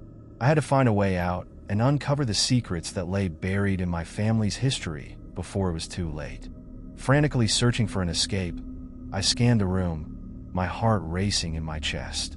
The whispers seemed to grow louder, swirling around me like a haunting melody, urging me to listen, to understand. I couldn't shake the feeling that the shadows were alive, writhing with secrets that begged to be uncovered. I moved back toward the trunk, hoping to find something that could help me escape this suffocating room. As I rummaged through the old toys, I caught sight of something gleaming beneath a pile of dust-covered dolls. I reached for it, pulling out an old key, ornate and rusty, its surface covered in years of neglect. Could this key be for the door? The hope surged within me as I examined it closely. I pocketed the key and turned my attention back to the locked door. With my pulse pounding in my ears, I approached the knob once more. I inserted the key, feeling the cold metal against my palm. It slid into the lock with a satisfying click, and I held my breath as I turned it. The door creaked open, and I stumbled back into the hallway, gasping for air. I quickly glanced around, half expecting to find something lurking in the shadows, but the hallway was quiet. The oppressive weight of the secret room began to lift as I stepped back into the familiar space of the house. I could still hear the whispers faintly echoing in my mind, but I was grateful to be free. "Where have you been?" My mother's voice pierced the silence, and I nearly jumped. She stood at the end of the hallway, worry etched on her face. "I've been looking for you. I was in the basement," I stammered, still shaking from the encounter. "There's something in there, something I need to show you." She frowned, glancing nervously toward the basement door. "You shouldn't be down there. It's not safe. But you don't understand. There's a secret room, and a doll, and this key." I held out the ornate key, but she didn't take it. Instead, her expression darkened. "I told you it's not safe. You need to forget about what's down there," she insisted, her voice trembling. "Please, just leave it alone." Her words stung, igniting a fire of determination within me. "But I can't. There's something wrong, and I need to know what it is." Before she could respond, the lights flickered, casting shadows that danced along the walls. I felt a chill creep up my spine. "Did you see that?" I asked, fear gripping my throat. She nodded slowly, her eyes wide. "Yes, I've been seeing things too." My heart raced. "What do you mean?" "It started a few weeks ago. Strange noises, things moving on their own." She trailed off, her gaze drifting toward the basement. "It's the house. There's something wrong with it. Then we have to figure it out," I urged, adrenaline coursing through me. "We can't just ignore it. What if it has something to do with Clara?" The mention of my aunt's name seemed to awaken a deeper fear in her. "You don't know what you're asking. Some things are better left buried." But I refused to back down. I found a locket and a drawing. "There's a connection between Clara and the secret room. We need to face this together."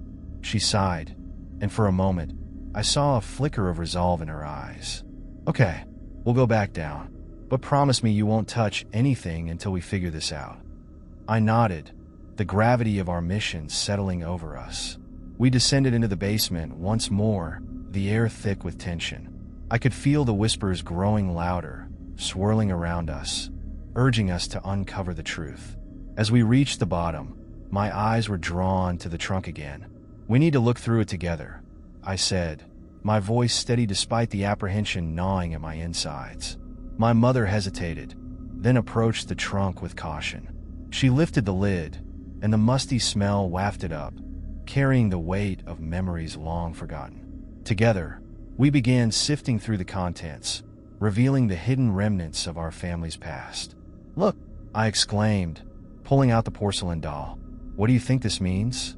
She examined it closely, her face paling as recognition flickered in her eyes.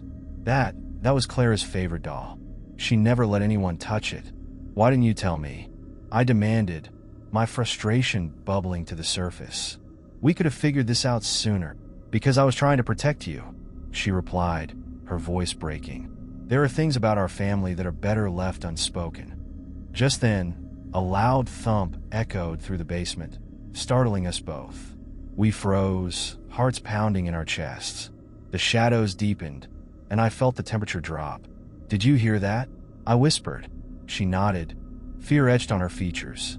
"We need to leave. Now!"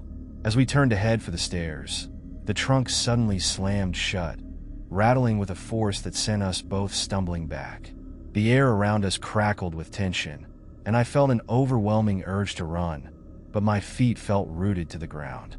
"Mom!" I shouted, my voice cracking. "We have to get out of here."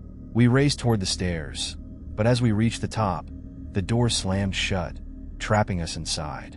Panic surged through me, and I banged on the door, shouting for help, but all that answered was the suffocating silence of the basement. The whispers grew louder, swirling around us like a tempest, echoing Clara's name. "Help us!" The voice pleaded again, this time clearer, more insistent. "Who are you?" I yelled into the darkness, desperate for an answer.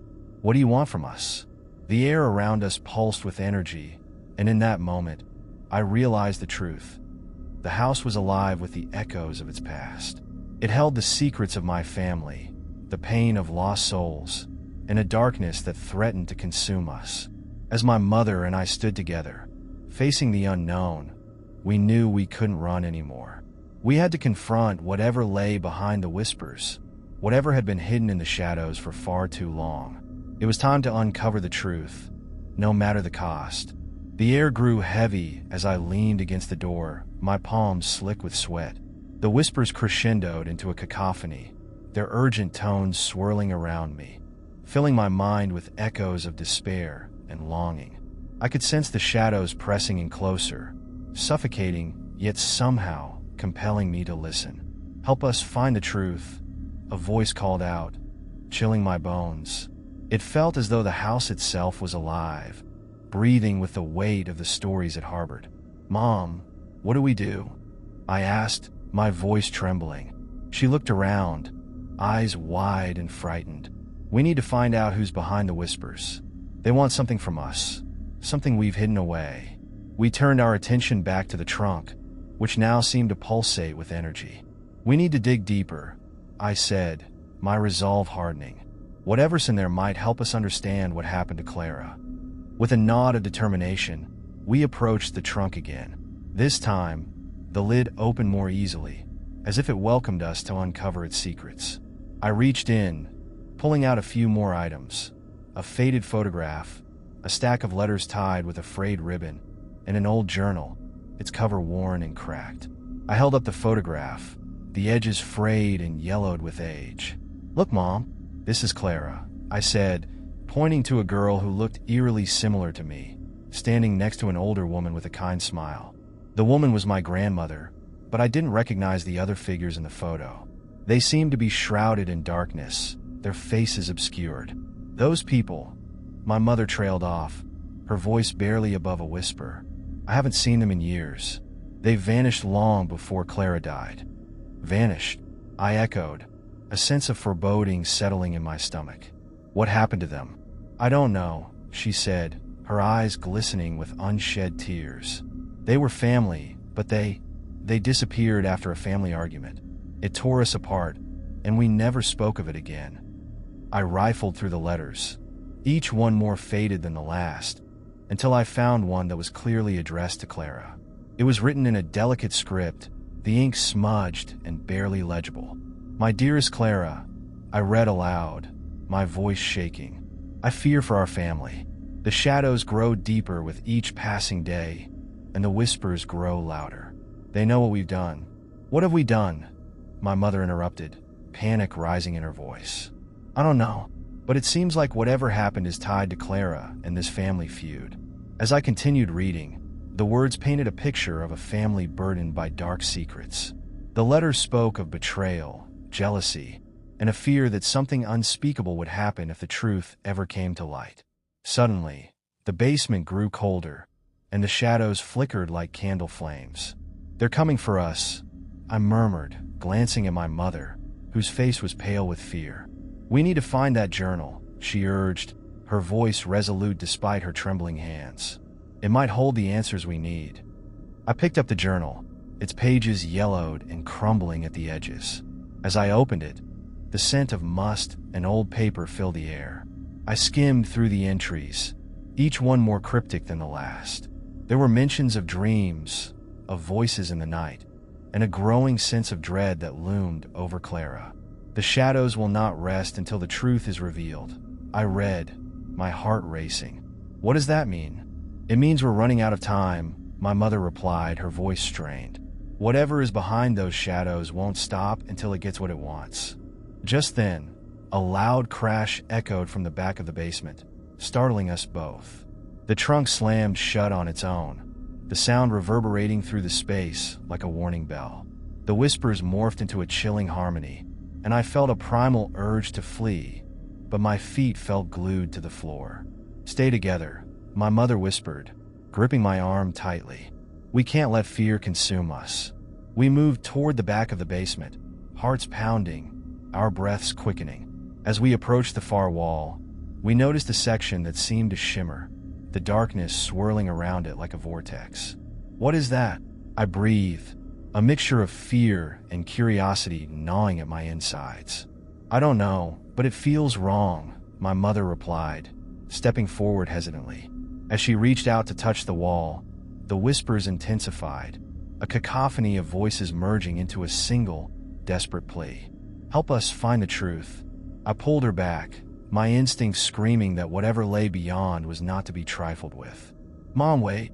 The shadows thickened, and the air became suffocating. "We need to go. Now," I shouted, yanking her toward the stairs. Just as we turned, the basement door swung open violently, revealing a figure silhouetted in the light. My heart dropped as I recognized the shape. It was Clara, or at least the ghostly image of her, translucent and flickering like a flame. "Clara," I gasped, stepping forward, but my mother held me back. "No, don't," she warned, eyes wide with fear. "Help me," the apparition whispered, her voice echoing through the basement. "You must uncover the truth." "But what truth?" I cried out, desperation filling my chest. The shadowy figure pointed toward the shimmering wall, and the whispers crescendoed, filling the air with a haunting melody that pulled at my soul. I could feel the energy coursing through me, compelling me to step closer, to listen.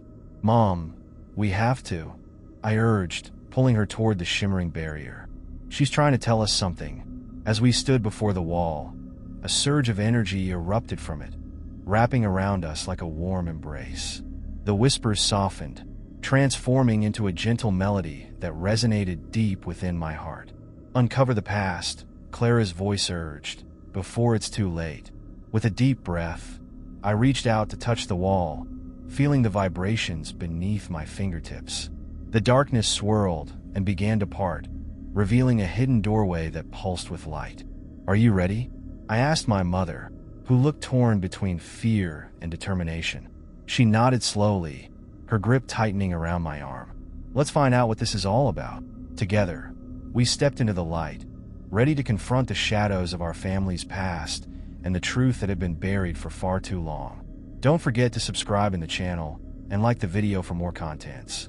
It was a typical Saturday afternoon when I decided to take my usual hike through the woods behind my house. The towering trees, their leaves of vibrant green, formed a protective canopy overhead, filtering the sunlight into dappled patterns on the forest floor. I loved the tranquility of these woods, the only sounds being the chirping of birds and the rustling of leaves in the gentle breeze. However, on this particular day, an unsettling feeling crept into my mind as I ventured deeper into the forest. As I walked along the narrow, winding trail, I couldn't shake the sensation of being watched. It started as a mere prickling at the back of my neck, but as I continued, it grew stronger, more oppressive. Each time I glanced over my shoulder, the trees appeared to stand even taller, the shadows beneath them darker. I tried to dismiss it, attributing the feeling to my imagination, but it lingered, gnawing at the edges of my thoughts. I reached a small clearing where the sunlight broke through, illuminating the ground and offering a momentary sense of relief. I paused to catch my breath, taking in the peaceful surroundings. But then, out of the corner of my eye, I caught a glimpse of something moving just beyond the trees. A flash of movement. Was it an animal? A trick of the light? I squinted, trying to focus on the spot. Nothing. Just the swaying trees and the whispering breeze. I shook my head, chuckling nervously to myself. Get a grip, I murmured, reassuring myself that it was just my imagination playing tricks. But as I resumed my hike, the feeling intensified. It was as if unseen eyes were tracking my every movement, following me deeper into the forest. I paused again, listening intently. The sounds of nature seemed to fade, replaced by an unsettling silence that hung heavy in the air. "Hello," I called out, half hoping for a response. Nothing but the soft rustle of leaves greeted me in return. I felt foolish, but the tension was palpable, like a taut wire ready to snap. Pushing aside my unease, I pressed on, determined to enjoy my hike. Yet, with each step, the sensation grew stronger. I began to notice the shadows stretching longer between the trees, and a chill crept into the air, sending shivers down my spine.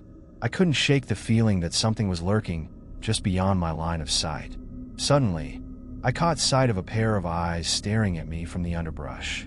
They were large, unblinking, and a deep shade of amber. I froze, my heart racing as the eyes blinked slowly, as if assessing my presence. My breath hitched in my throat. The world around me faded into silence, and all I could focus on was those eyes, unfathomable and penetrating. "What are you?" I whispered, though I knew it was futile. The creature, whatever it was, remained motionless, its gaze unwavering. In that moment, panic surged through me, and I turned to run. The forest that had once felt like a sanctuary now seemed like a labyrinth of shadows. I darted down the trail, branches clawing at my arms as I tore past the trees. My heart pounded in my chest, a relentless drum echoing the primal instinct to flee. As I sprinted, I glanced back, but the eyes were gone. Had I imagined it? Was it simply a trick of the light? I forced myself to slow down, taking deep breaths, trying to calm the frantic beating of my heart. But every rustle, every snap of a twig sent me into a panic, reminding me of the presence that had watched me moments before. Finally, I reached the edge of the woods, bursting out into the sunlight that bathed my backyard in warmth. I collapsed onto the grass, gasping for air, my mind racing with the events of the afternoon. I felt foolish for letting my imagination get the best of me, but the eyes, those haunting, unblinking eyes, remained imprinted in my mind. Later that evening, as the sun dipped below the horizon, I tried to shake off the anxiety that clung to me. I sat on my porch, sipping tea and watching the twilight settle over the world. The woods loomed dark and foreboding in the distance, a curtain of secrets waiting to be unveiled. As night fell, I heard the familiar sounds of the forest returning, but something felt different. The night was alive with whispers. I shivered, recalling the eyes that had watched me with an intensity that left me feeling vulnerable. Just a trick of the light, I whispered to myself, attempting to dismiss the unease that had settled deep within my bones. Yet, as I turned to go inside, I felt it again, the sensation of being watched. I glanced back at the woods, half expecting to see those amber eyes staring back at me from the shadows. Nothing, just darkness. But as I closed the door behind me, I couldn't shake the feeling that whatever had watched me was still out there, hidden among the trees, waiting for the right moment to reveal itself again. The next day dawned bright and clear, but a lingering sense of unease clung to me like a heavy fog. I tried to resume my routine, but the woods loomed larger in my mind than they ever had before. Every time I glanced out the window, I half expected to see those same amber eyes watching me, lurking just beyond the trees. The sun was high in the sky, yet a chill crept into my bones, a reminder of the encounter that had rattled me to my core. Determined to shake off the dread, I decided to take another walk in the woods. I told myself it was just a figment of my imagination, a trick of the light that had played with my mind. Maybe I was overreacting. I had hiked this trail countless times before, and nothing had ever happened. I dressed in comfortable clothes and set out, resolving to confront my fears. As I stepped onto the familiar path, the warmth of the sun bathed my face. The forest, filled with the sounds of birds chirping and leaves rustling, felt inviting at first. I took a deep breath, allowing the earthy scent of pine and damp soil to ground me.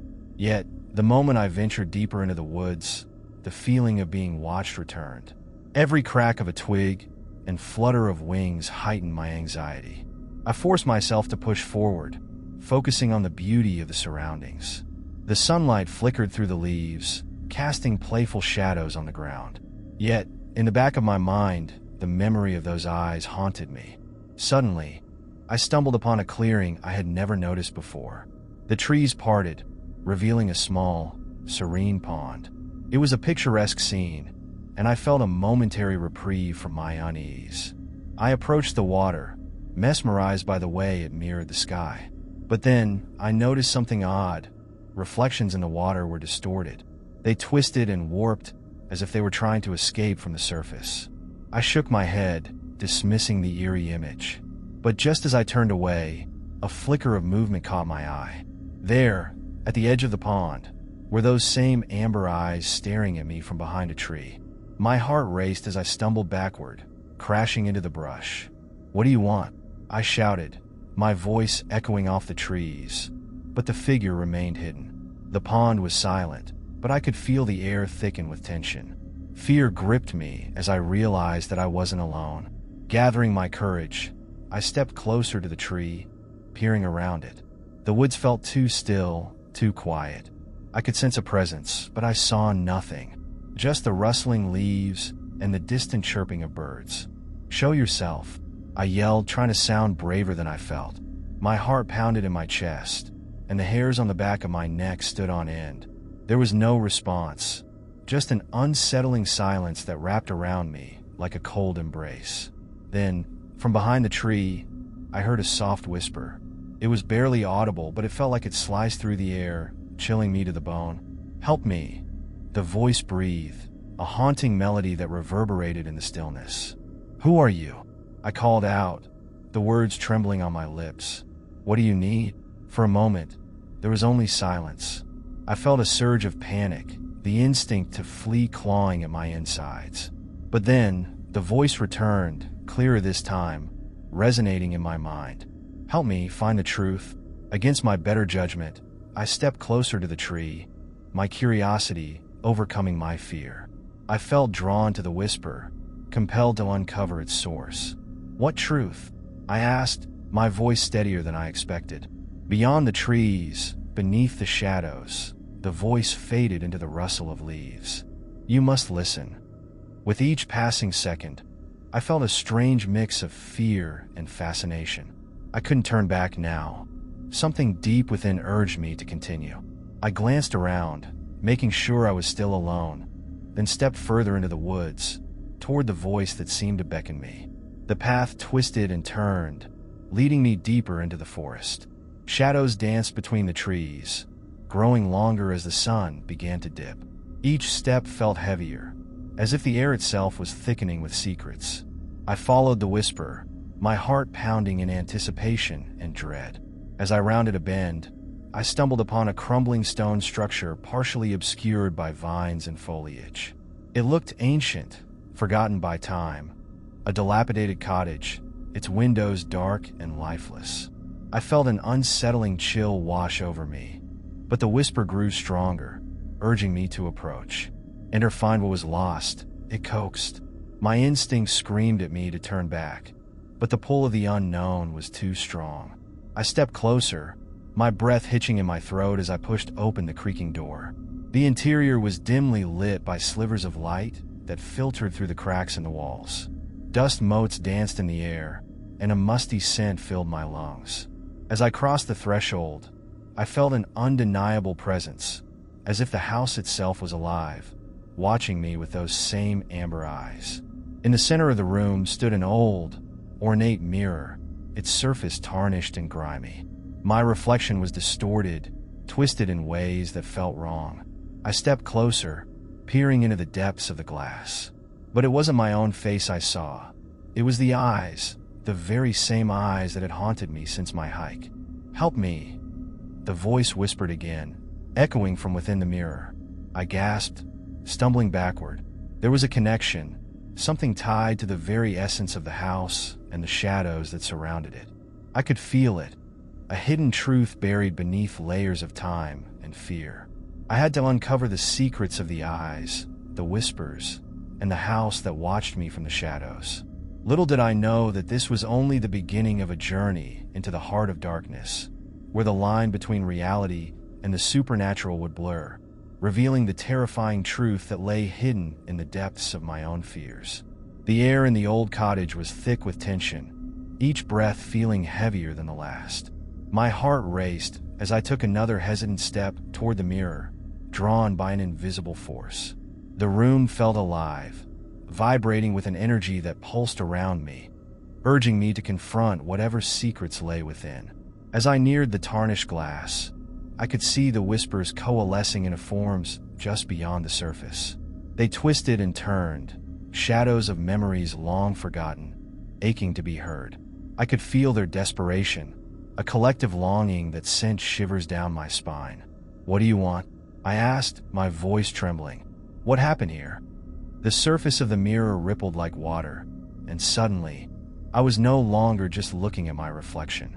Instead, images flickered in front of me, snippets of lives once lived within these walls. I saw children playing in the garden, laughter echoing through the air, and a woman, her face full of warmth, calling them in for dinner. But then the scene shifted, darkening as shadows began to creep into the corners of the room. I gasped as I recognized the faces of those children, now twisted in expressions of fear. The warmth faded, replaced by cold, relentless despair. The woman's smile vanished, replaced by an anguished scream that echoed in my mind. "Help me," the voice urged again, now sounding more desperate, more human. I leaned closer, desperate to understand. "What happened to you?" I whispered, almost to myself. "What do you need?" In response, the mirror darkened further, and a new scene began to play. A figure emerged, cloaked in shadows, moving stealthily through the house. It was a man, his face obscured, but the malevolent aura surrounding him was palpable. He approached the children, and my stomach twisted in knots as I realized what was happening. This man was no protector. He was a predator. "No," I shouted, my voice reverberating in the stillness. "Leave them alone." As if my words had power, the scene flickered and shattered, leaving me staring into my own terrified reflection. I backed away, heart pounding in my chest, feeling the cold grip of fear tightening around me. What had I just witnessed? But the voice was relentless. "You must help them. They are trapped like me." "Trapped?" I echoed, trying to piece together the fragments of this horrific puzzle. "How do I help? What do I need to do?" The mirror rippled again, revealing yet another scene. This time, I saw the man in the shadows, his sinister smile stretching wider as he approached the mirror. I recoiled, sensing that he was aware of me, that he was drawing closer. "Find the key," the voice whispered urgently. "Only then can you free us." "Key?" I muttered, glancing around the dimly lit room, searching for something, anything that might lead me to this key. My eyes fell on the dusty floorboards. They looked old and worn, as if they had secrets of their own hidden beneath. Kneeling down, I began to scrape away at the edges of the floor with my fingernails. The wood was stubborn, but adrenaline fueled my determination. I could feel the presence around me growing stronger, a mix of fear and hope. The voice continued to whisper encouragement, guiding my hands as I pried open a loose plank. With a loud creak, the board came free, revealing a small, dark space beneath. My heart raced as I reached into the void, my fingers brushing against something cold and metallic. I pulled it out, a small, ornate key glinting in the dim light. This is it, I breathed, staring at the key that felt both heavy and significant. But what does it unlock? Unlock the door, the voice urged, growing fainter but still laced with urgency. Release us from this torment. With the key clutched tightly in my hand, I rose to my feet, glancing around the room once more. There had to be a door, something that the key would fit. My gaze landed on a small, wooden door in the corner, partially hidden behind a tattered curtain. My heart raced as I approached it, the key feeling warm in my palm. Is this it? I asked aloud, my voice barely a whisper. The whisper in my mind responded, an echo of desperation. With trembling fingers, I inserted the key into the lock and turned it slowly. The mechanism clicked, and I felt a rush of air as the door creaked open. A dark, musty space awaited me on the other side, shadows swirling like whispers of the past. What lies within? I asked the mirror, half expecting a response, but the voice was silent now, leaving me to face whatever awaited on my own. Taking a deep breath, I stepped over the threshold, crossing into the unknown. The air was thick with dust, and I could barely see anything beyond the entrance. As I moved deeper, my pulse quickened. The silence was deafening, punctuated only by the sound of my heartbeat in my ears. The room was filled with old furniture draped in white sheets, shadows pooling in the corners. A musty smell hung in the air, and I instinctively knew that I had stumbled upon something significant, something that held the key to unraveling the mystery of the cottage and its haunting history. As I ventured further inside, I noticed a figure standing in the far corner. My breath caught in my throat. It was a woman, her face pale and gaunt, eyes wide with fear. It was the same woman from the mirror, the one who had once smiled at her children. "Help me," she echoed softly, her voice barely above a whisper. I felt my heart race as I realized that the whispers I had been hearing were not just echoes of the past. They were calls for help. It was time to uncover the truth behind the eyes, the shadows, and the chilling history that bound this family to the house. I took a step forward, my determination ignited. "What do you need?" I asked, feeling the weight of the moment pressing down on me. The woman's gaze turned desperate, and she reached out a hand, beckoning me closer. "You must break the curse. Find the truth hidden within the shadows." With those words, the room began to shift around me. I could feel the very walls pulsing with a strange energy, the air growing heavy with anticipation. I knew then that I was on the brink of uncovering something that had been buried for too long. The shadows were alive, and they held the key to setting them free. As I stood there, rooted in place by both fear and curiosity, the woman's presence felt like a bridge between the past and the present. Her outstretched hand trembled, and I could see the sorrow etched into her features. It was clear she had been trapped here for a long time, bound to the memories of her life, unable to move on. "Please," she urged, her voice barely above a whisper. "You must help me remember. Only then can I find peace."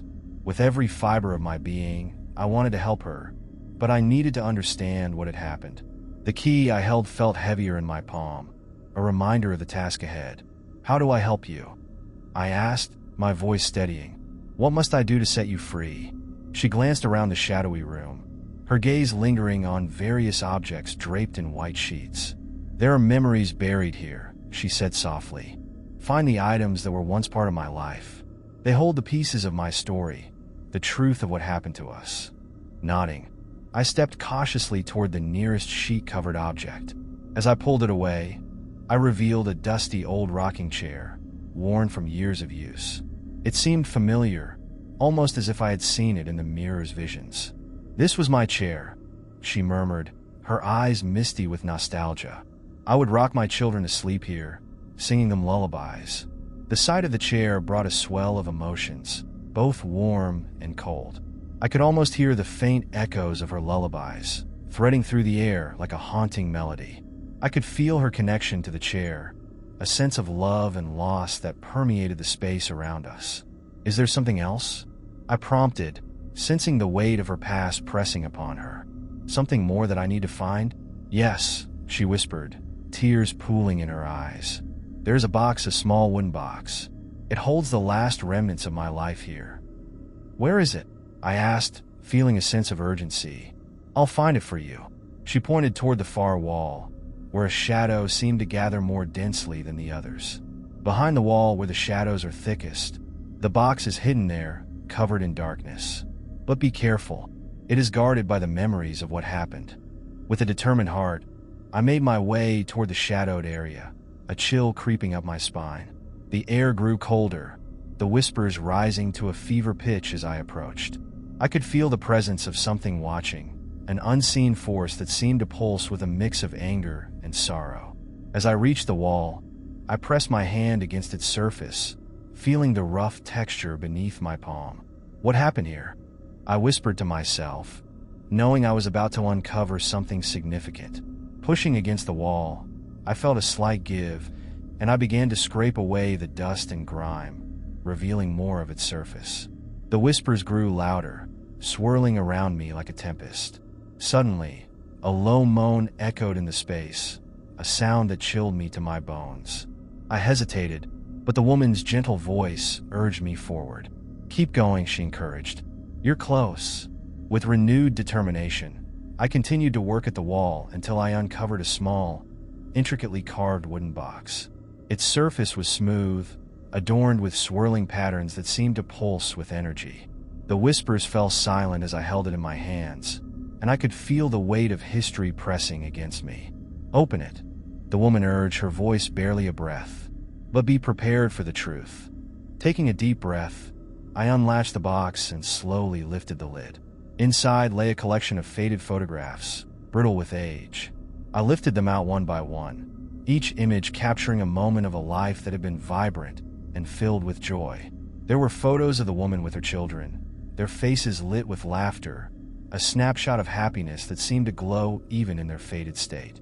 But as I turned over another photograph, my heart sank.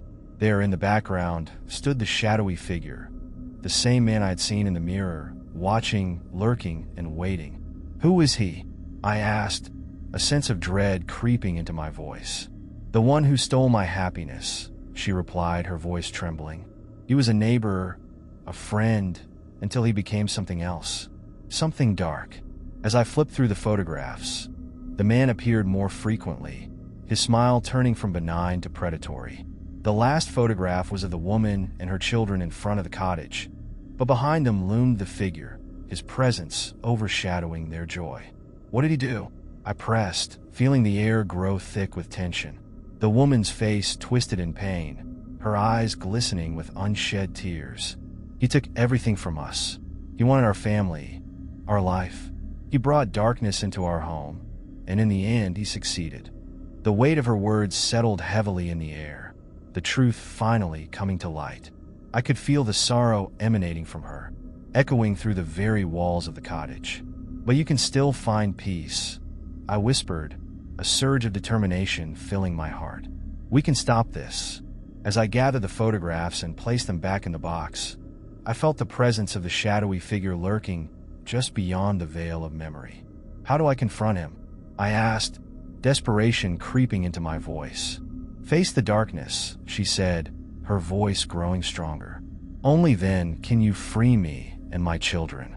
I took a deep breath, feeling the weight of the box in my hands. It was more than just a collection of memories. It was a weapon against the darkness that had haunted this family for too long. I was ready to confront whatever lay ahead, armed with the truth and the determination to set them free. With a final glance at the woman, I turned and walked toward the door that had led me into this secret room, ready to face the shadows that had held her captive for so long. The air crackled with tension as I stepped through the threshold, the weight of history pressing down upon me. It was time to break the curse. As I stepped out of the hidden room, the air felt charged, a palpable tension swirling around me. I clutched the wooden box tightly, the photographs inside feeling like a lifeline to the past and a weapon against the dark presence that loomed just beyond my reach. The woman's spirit lingered with me, her energy coalescing into a force that pushed me forward. The cottage felt different now. The shadows were deeper, more menacing, as if the very walls were aware of my intentions. I could sense the shadowy figure growing restless, its essence curling like smoke in the corners of the room. I had to confront him, to uncover the truth behind the darkness that had stolen the woman's life and trapped her spirit. With each step, my resolve hardened. I made my way to the front door, ready to face whatever awaited me outside. As I reached for the knob, a chilling gust of wind swept through the cottage, rattling the windows and extinguishing the dim light that filled the space. In that instant, a low, guttural laugh echoed from the shadows, reverberating through my bones. "You think you can change anything?" The voice sneered, a cruel mockery that sent shivers down my spine. "You're too late." Swallowing hard, I pushed open the door and stepped outside, the cool night air hitting me like a wave. The forest loomed before me, dark and foreboding, as the moon cast an eerie glow over the path leading away from the cottage. I could feel the weight of the woman's spirit urging me on, her presence a flicker of hope in the oppressive darkness. "Where are you?" I called out, my voice steady despite the dread coiling in my stomach. "Show yourself." The shadows stirred, and a figure emerged from the depths of the forest, his silhouette cutting through the moonlight like a knife. It was him, the same man from the photographs, his features twisted into a sinister grin. He stepped forward, his presence suffocating, a palpable darkness that wrapped around me like a vice. "I knew you would come," he said, his voice smooth and chilling. "You think you can save her? She's mine, and she always will be." "Not anymore," I declared, holding the box in front of me like a shield. "I know the truth now. You can't control her memories any longer." The man's expression shifted, a flicker of surprise flashing across his face before it morphed back into that same cruel smile. "You think those photographs can save her? They're just echoes of a life long gone. You're meddling in things you don't understand." "I understand more than you think," I shot back, my heart racing. "I know what you did to her, what you took from her, and I'm going to make sure you never hurt anyone again." With that, I opened the wooden box and revealed the photographs, each image spilling forth like a torrent of memories. The air around us shifted, charged with the energy of the woman's past. The figure recoiled as the light from the photographs illuminated the darkness surrounding him, revealing glimpses of the truth woven within each moment captured. "No," he hissed, anger twisting his features as he raised his hands to shield his eyes from the light. "You can't." But it was too late. The images began to swirl, merging into a vision that enveloped us both. I found myself standing in the cottage once more, watching the woman and her children, their laughter ringing through the air. The love they shared radiated warmth, illuminating the dark corners of the room and driving back the shadows. "Look at them," I urged, forcing the man to confront the joy he had tried to erase. "Look at what you took away." His expression contorted with rage, and I felt the oppressive weight of his darkness pressing against me. But I held my ground, pushing the box closer, channeling the strength of the woman's spirit. "Face your demons," I shouted, the words echoing in the space between us. "You can't hide from the truth." The man let out a guttural roar, the sound reverberating through the night as the shadows around him writhed and twisted. "You think you can defeat me with memories? I am the darkness. I thrive on fear." But the light from the photographs continued to grow, fueled by the love and laughter that filled the images. I could feel the warmth of the woman's spirit strengthening within me, a beacon of hope pushing back against the encroaching darkness. As the shadows began to recede, the man's figure flickered, his form growing less defined as the power of the memories washed over him. "No, this isn't how it ends," he screamed, desperation threading through his voice. "It's time for you to face the consequences of your actions," I declared, my voice steady and unwavering. "You can no longer control her life or her memories." With a final surge of energy, I thrust the box toward him, the photographs radiating an intense light that engulfed the space. The man recoiled, his body twisting and contorting as the light pierced through the darkness that had consumed him for so long. In that moment, I felt the presence of the woman beside me, her spirit intertwining with the light. "Thank you," she whispered, her voice echoing in my mind as the shadows melted away. "You freed us." As the darkness faded, I felt a sense of peace wash over me. The cottage and the forest began to blur, the edges softening as the woman's spirit broke free, ascending into the night sky. And then, in a burst of light, the world around me vanished, leaving only the echo of the woman's laughter in the wind, a reminder that love and memory could conquer even the darkest of shadows. Don't forget to subscribe in the channel and like the video for more contents. It started as an ordinary day, just like any other. I woke up to the sound of my alarm blaring, groggily rolled out of bed, and went through my usual morning routine. But as I poured my coffee and glanced out the window, a strange sense of unease settled over me, like a chill creeping down my spine. Little did I know, that day would alter my life forever. After finishing breakfast, I decided to take a walk in the nearby park. The fresh air always helped clear my mind, and I hoped it would lift the odd feeling that had clung to me since I woke up. The sun was shining, and children laughed and played on the swings. As I strolled along the path, I noticed a small booth set up near the entrance of the park. A group of people was gathered around, intrigued by the display of various photographs. Curiosity piqued, I approached the booth. A sign above read, "The Gallery of Strange Encounters." My eyes widened as I scanned the images on display. Most of them were photographs of people captured in peculiar situations, strangers looking directly into the camera, as if they were aware they were being watched, even though they were alone. Each picture seemed to tell a story, and I felt an inexplicable connection to them. As I examined a photograph of a woman with an eerie smile, something in my gut told me to keep looking. I pushed through the crowd, trying to see if there was something deeper within this collection. Just as I was about to give up, my heart stopped. There among the other photographs was a picture of me. It was a candid shot, taken at a moment I didn't recall. I was sitting on a park bench, looking off into the distance, lost in thought. My expression was serene yet haunting, as if I was caught between two worlds. But what made it truly unsettling was the background. There was a shadowy figure lurking just behind me, obscured enough that I couldn't make out any details. "How did you get this?" I breathed, my voice barely above a whisper. The booth attendant, an older man with a weathered face, looked at me with a mix of surprise and intrigue. I found it while I was going through old negatives. I didn't know who it was until now. I felt a knot tightening in my stomach. "When was this taken?" He furrowed his brow, glancing back at the photo. "A few weeks ago, I believe. It was one of many I stumbled upon during my search. Strange how you don't remember being photographed, isn't it?"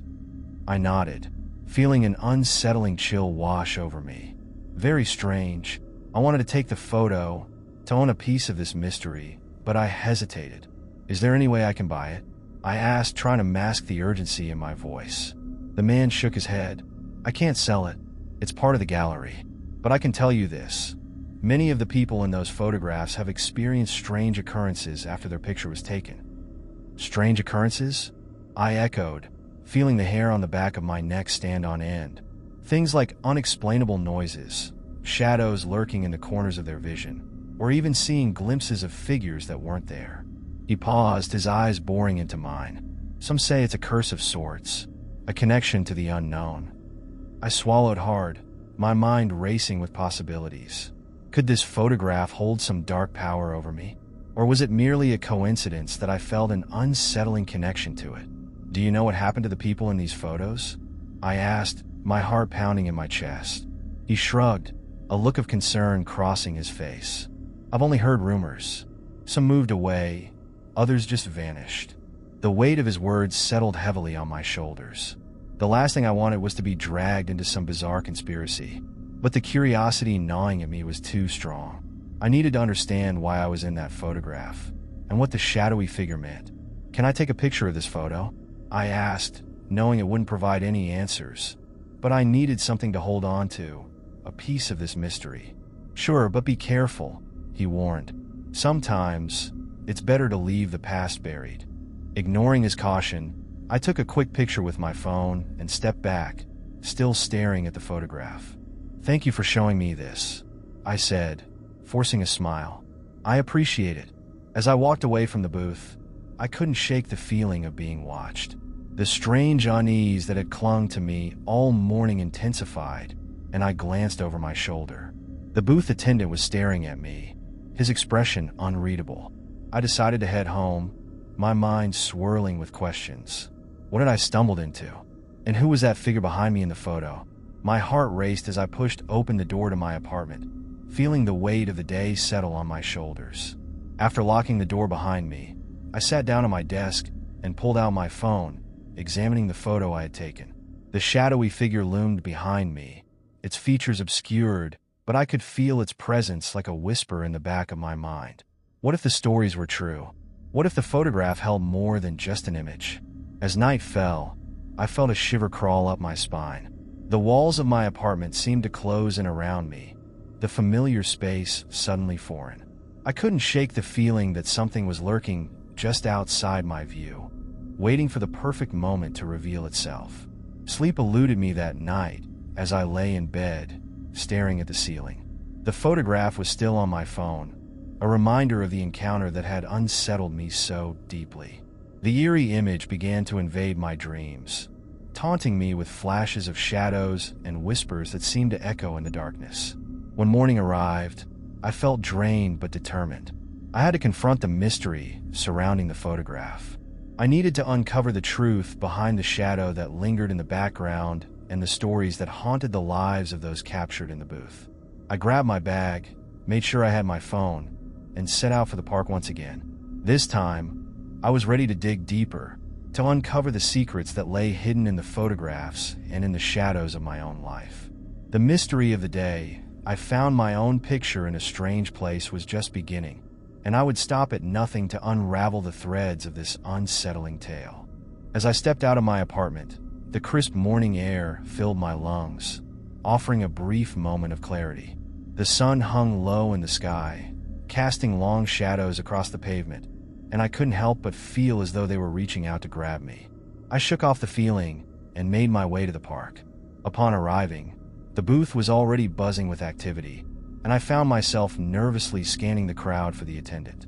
But before I could approach him, I noticed a small gathering of people huddled around a bulletin board that had been set up nearby. The board was cluttered with flyers, news clippings, and photographs that looked eerily similar to the one of me. Curiosity piqued, I moved closer. The first thing that caught my attention was a yellowed newspaper article titled, "The Haunting Photography Exhibit. Do these images capture the unseen?" Beneath the headline was a photograph of a woman standing in front of a gallery, her eyes wide with fear. In the background, shadows danced like whispers behind her. I leaned closer to read the article. It detailed how numerous visitors to the gallery reported strange phenomena after viewing the photographs. Some claimed to have seen figures in their peripheral vision, while others heard voices when they were alone. I shivered at the thought. Had I walked into something far more dangerous than I had anticipated? Feeling a sense of urgency, I took a picture of the article with my phone and continued to examine the other postings. There were more newspaper clippings, each with similar stories. People who vanished, unsettling encounters with strangers, and eerie happenings in places where the photographs had been displayed. Then, I spotted a familiar face, a photograph of the booth attendant. The caption read, "Mysterious photographer captures haunting images." Beneath it, a paragraph mentioned his penchant for taking pictures in abandoned places, claiming he had a gift for capturing what others couldn't see. The article hinted that he had been the subject of numerous investigations, yet the details were vague. I needed to speak to him again, but a flicker of doubt held me back. What if he was linked to the strange occurrences? What if he was the reason behind the darkness that had begun to envelop my life? Summoning my courage, I approached the booth, finding it quieter now. The attendant was there adjusting a few photographs.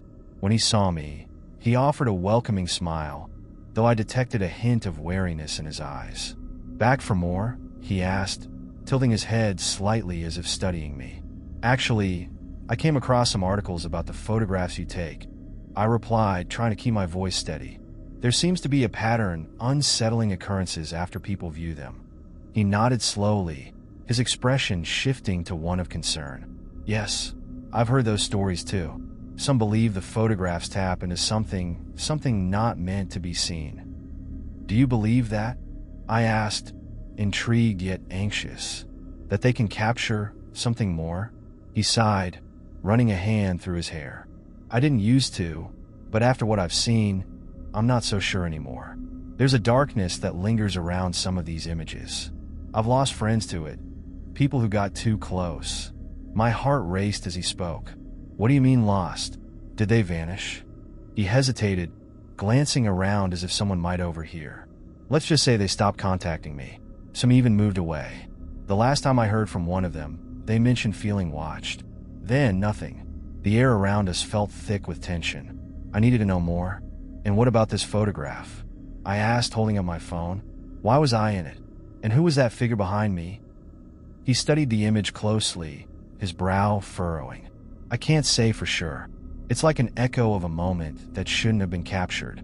But that figure, it could be a shadow from your past, or something that is yet to come. His words sent chills down my spine. What should I do? How can I protect myself? Be cautious, he said, his voice low. Avoid the places connected to these photographs. And most importantly, don't look too deeply into what you don't understand. Sometimes it's better to turn away. But how could I turn away now? The mystery was too deep, too alluring. I needed answers. Do you have any idea who might know more? I pressed, desperate for a lead. There are a few who've been involved with these images for a long time. A local historian, for one. She's been studying the phenomenon for years. If anyone can help you, it's her.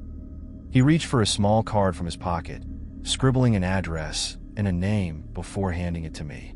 Just be careful. The deeper you dig, the more you might uncover things best left buried. I took the card, my determination solidifying. Thank you, I said, though the unease in my gut didn't subside. As I left the booth, I felt the weight of the photograph in my pocket, a silent reminder of the shadows that had begun to creep into my life. I had to speak to this historian. It was the only way to unravel the truth behind my photograph and the dark figure that lurked within it. With the address clutched tightly in my hand, I set off toward the unknown, each step pulling me deeper into a mystery that seemed to intertwine with my very existence. The day I found my own picture in a strange place was only the beginning, and I was ready to confront whatever darkness awaited me.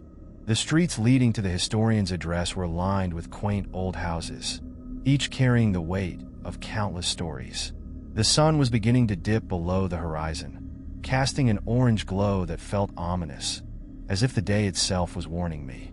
My heart raced with anticipation and dread as I approached a weathered Victorian house nestled at the end of a quiet lane. A sign outside read Evelyn Thatcher, local historian, in faded gold lettering.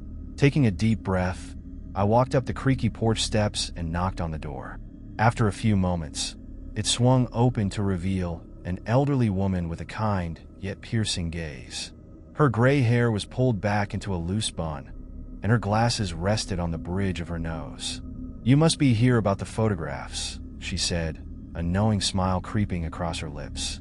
I am, I replied, a knot of anxiety tightening in my stomach. I was told you might have some insights into them. Come in, dear, she said, stepping aside to let me enter. The interior was filled with bookshelves crammed with dusty tomes and artifacts from a bygone era. The air smelled of old paper and something else, something sweet, yet unsettling. Once inside, I took a seat at a small wooden table surrounded by stacks of books. Thank you for seeing me, I said, trying to appear calm despite my racing thoughts. Evelyn settled across from me, folding her hands together. The photographs, yes, they've garnered quite a reputation in our town. Many believe they capture more than mere images. They trap memories, emotions, and sometimes spirits. Spirits, I echoed, feeling a shiver run down my spine. What do you mean? They can awaken things that are best left undisturbed, she explained, her expression grave. Each photograph you saw, especially the one of you, could be a gateway to the past, a connection to events or people that once were. But it can also attract darker entities. My mind raced back to the article I had read earlier, detailing strange occurrences surrounding the photographs. Do you think something is connected to me? I found my picture in a place I've never been, and there was a figure behind me, someone or something that felt out of place. Evelyn's eyes narrowed slightly as she considered my words. It's not uncommon for people to find themselves intertwined with these images, but it's essential to understand the context behind them. She stood up, moving toward a cabinet filled with photographs. She rummaged through it until she pulled out a small, framed picture. "This is from the old photography gallery that once operated in town," she said, handing it to me. The image depicted a crowded scene at a fair, with people smiling and enjoying themselves. Yet there was a peculiar dark shadow hovering at the edge of the frame. Many who visited the gallery reported strange feelings, like being watched or even followed. I leaned closer, trying to decipher the details. "How can I protect myself?" "There are ways," she replied, her voice almost a whisper. "But it's essential first to identify the source of the attachment. You need to confront what you found. Sometimes, the past holds secrets we need to face, and sometimes, they're better left buried." Confront. I felt a surge of dread at the word. "How do I do that?" Evelyn returned to her seat, folding her hands once more. "You need to revisit the place where you found that photograph. The energy from that location might help you understand the figure behind you. Sometimes, going back can provide the closure needed to sever the ties." I hesitated. The thought of returning to that strange place filled me with trepidation. "But what if I encounter something dangerous?" "Then you must be prepared," she replied firmly. "Research the history of the location, learn about its past, and understand the people associated with it. Knowledge is your best defense against the unknown." Her words resonated with me, a strange mix of fear and determination swelling in my chest. I nodded slowly. "Okay, I'll go back." As I stood to leave, Evelyn grasped my wrist gently. "Remember, not everything that haunts us is malevolent. Some spirits seek closure, while others are drawn to our fears. Approach with caution, but don't forget to protect yourself." With her warning echoing in my mind, I stepped out of her home and into the fading daylight. The street was eerily quiet, the only sound being the soft rustle of leaves in the breeze. The world felt different now, as if I had crossed into a realm where the past and present intertwined. As I walked home, my thoughts swirled with images of the photograph, the figure behind me, and the unsettling feeling that something was waiting, watching just out of sight. I needed to prepare for what lay ahead, for the return to that strange place was inevitable. That night, sleep eluded me as I researched the history of the location where my photograph was taken. My heart raced with every click of the keyboard, piecing together stories of lost souls and dark encounters. I knew that I was delving into something that might uncover not only the truth behind my photograph, but also the darkness that threatened to consume me. The night deepened, and as shadows danced across my walls, I felt a strange sense of calm wash over me. I was ready to confront whatever awaited me, even if it meant facing the shadows of my past. The next day dawned gray and overcast, an ominous blanket covering the sky. I spent the morning preparing, gathering everything I thought I might need: my camera, a flashlight, and a notebook for jotting down any findings. I felt a mix of determination and dread as I steeled myself for the journey ahead. After a quick breakfast, I made my way to the location where I had found my photograph. The street seemed to twist and turn as I navigated, the familiar paths feeling foreign and unsettling. Each step brought a tightening in my chest, a warning echoing in my mind. Finally, I reached the edge of the wooded area where I'd seen the figure. The trees loomed overhead, their branches intertwining like skeletal fingers, casting shadows that danced in the muted light. As I stepped into the clearing, I was struck by the stillness. It was as if the world had paused, holding its breath in anticipation of my arrival. I recalled the moment I had stumbled upon the photograph, the way the air had felt charged with energy. Taking a deep breath, I stepped deeper into the woods, my footsteps crunching on the dry leaves beneath me. The clearing felt both familiar and foreboding, as if the very ground held secrets waiting to be unearthed. I set up my camera on a tripod, hoping to capture whatever might reveal itself. My flashlight flickered against the trees, and I felt the weight of unseen eyes upon me. "Okay," I whispered to myself, "just focus." As I began to take photos of the area, I felt a shiver run down my spine. The shadows seemed to twist and move, almost as if they were alive. I stopped, glancing over my shoulder, half expecting to see the figure from the photograph lurking nearby. But there was nothing, just the eerie silence of the woods. I took a few more shots, and as I reviewed them, my heart raced. In one of the images, a strange mist swirled in the air, coiling around the trees like a phantom. It was subtle, almost unnoticeable, but I could feel its presence. Is this what Evelyn meant? I thought, a sense of urgency building inside me. Feeling emboldened, I moved further into the woods, following the instinct that urged me onward. With each step, I noticed small changes in the atmosphere. Sounds muffled, the air growing thicker, almost electric. I could feel my heartbeat quicken as I ventured deeper. Suddenly, I stumbled upon a clearing I didn't remember from before. In the center stood a dilapidated gazebo, its wooden structure rotting and covered in creeping vines. The sight sent a chill through me, as if I had uncovered a hidden chapter of a long-forgotten story. I approached cautiously, my heart racing. As I neared the gazebo, I noticed an old, tattered journal lying on the ground, partially hidden by leaves. With trembling hands, I picked it up, feeling the weight of its history. Flipping through the pages, I discovered it belonged to a girl named Clara, who had lived in the area over a century ago. The entries detailed her life, filled with innocent joys and tragic losses. But as I read on, the tone shifted. The later entries spoke of whispers in the woods, shadows that danced just beyond her sight, and an inexplicable longing for something she could not name. Clara, I murmured, sensing a connection between her experiences and my own. The final entries spoke of her fear, of feeling watched and pursued, and then abruptly ended. It was then that I heard it, a soft whisper carried by the wind, barely audible yet undeniably present. I glanced around, my heart pounding, every instinct screaming at me to leave. But curiosity held me captive, compelling me to stay just a moment longer. Suddenly, the air around me shifted, growing heavy with tension. Shadows deepened, and I felt a chill wrap around me. Then, from the corner of my eye, I caught a glimpse, a figure standing just beyond the edge of the clearing, half hidden behind a tree. My breath caught in my throat as I raised my camera, instinctively capturing the moment. But as I looked through the viewfinder, I saw not just the figure but also the outline of a face, twisted, sorrowful, and hauntingly familiar. It resembled me. I stumbled backward, the journal slipping from my hands and falling to the ground.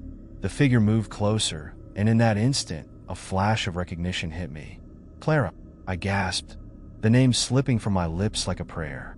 As the figure stepped into the light, I could see her clearly, pale skin, dark hair, and eyes filled with a haunting sadness. She reached out, her fingers brushing the air between us as if pleading for connection. Help me. The whisper echoed, chilling me to the bone. Please remember. Panic surged through me, and I turned to flee, my heart racing as I sprinted back through the woods. The shadows seemed to stretch and warp, clawing at me as I ran. I couldn't shake the feeling that Clara was somehow tethered to me, her lost spirit entwined with my own. Finally, I burst into the clearing, the light of day pouring over me like a protective shield. I turned to look back, heart pounding, but Clara was gone. The woods returned to their eerie silence, and I stood there, breathless, the journal still clutched in my hand. What had just happened? Was it a trick of the light, a figment of my imagination? Or had I truly encountered Clara's spirit? As I made my way home, I could feel her presence lingering, an echo of a connection that transcended time. I needed to know more. The journal held answers, and I was determined to uncover the truth behind Clara's story and my own. Whatever shadows lingered in the depths of my past, I would face them.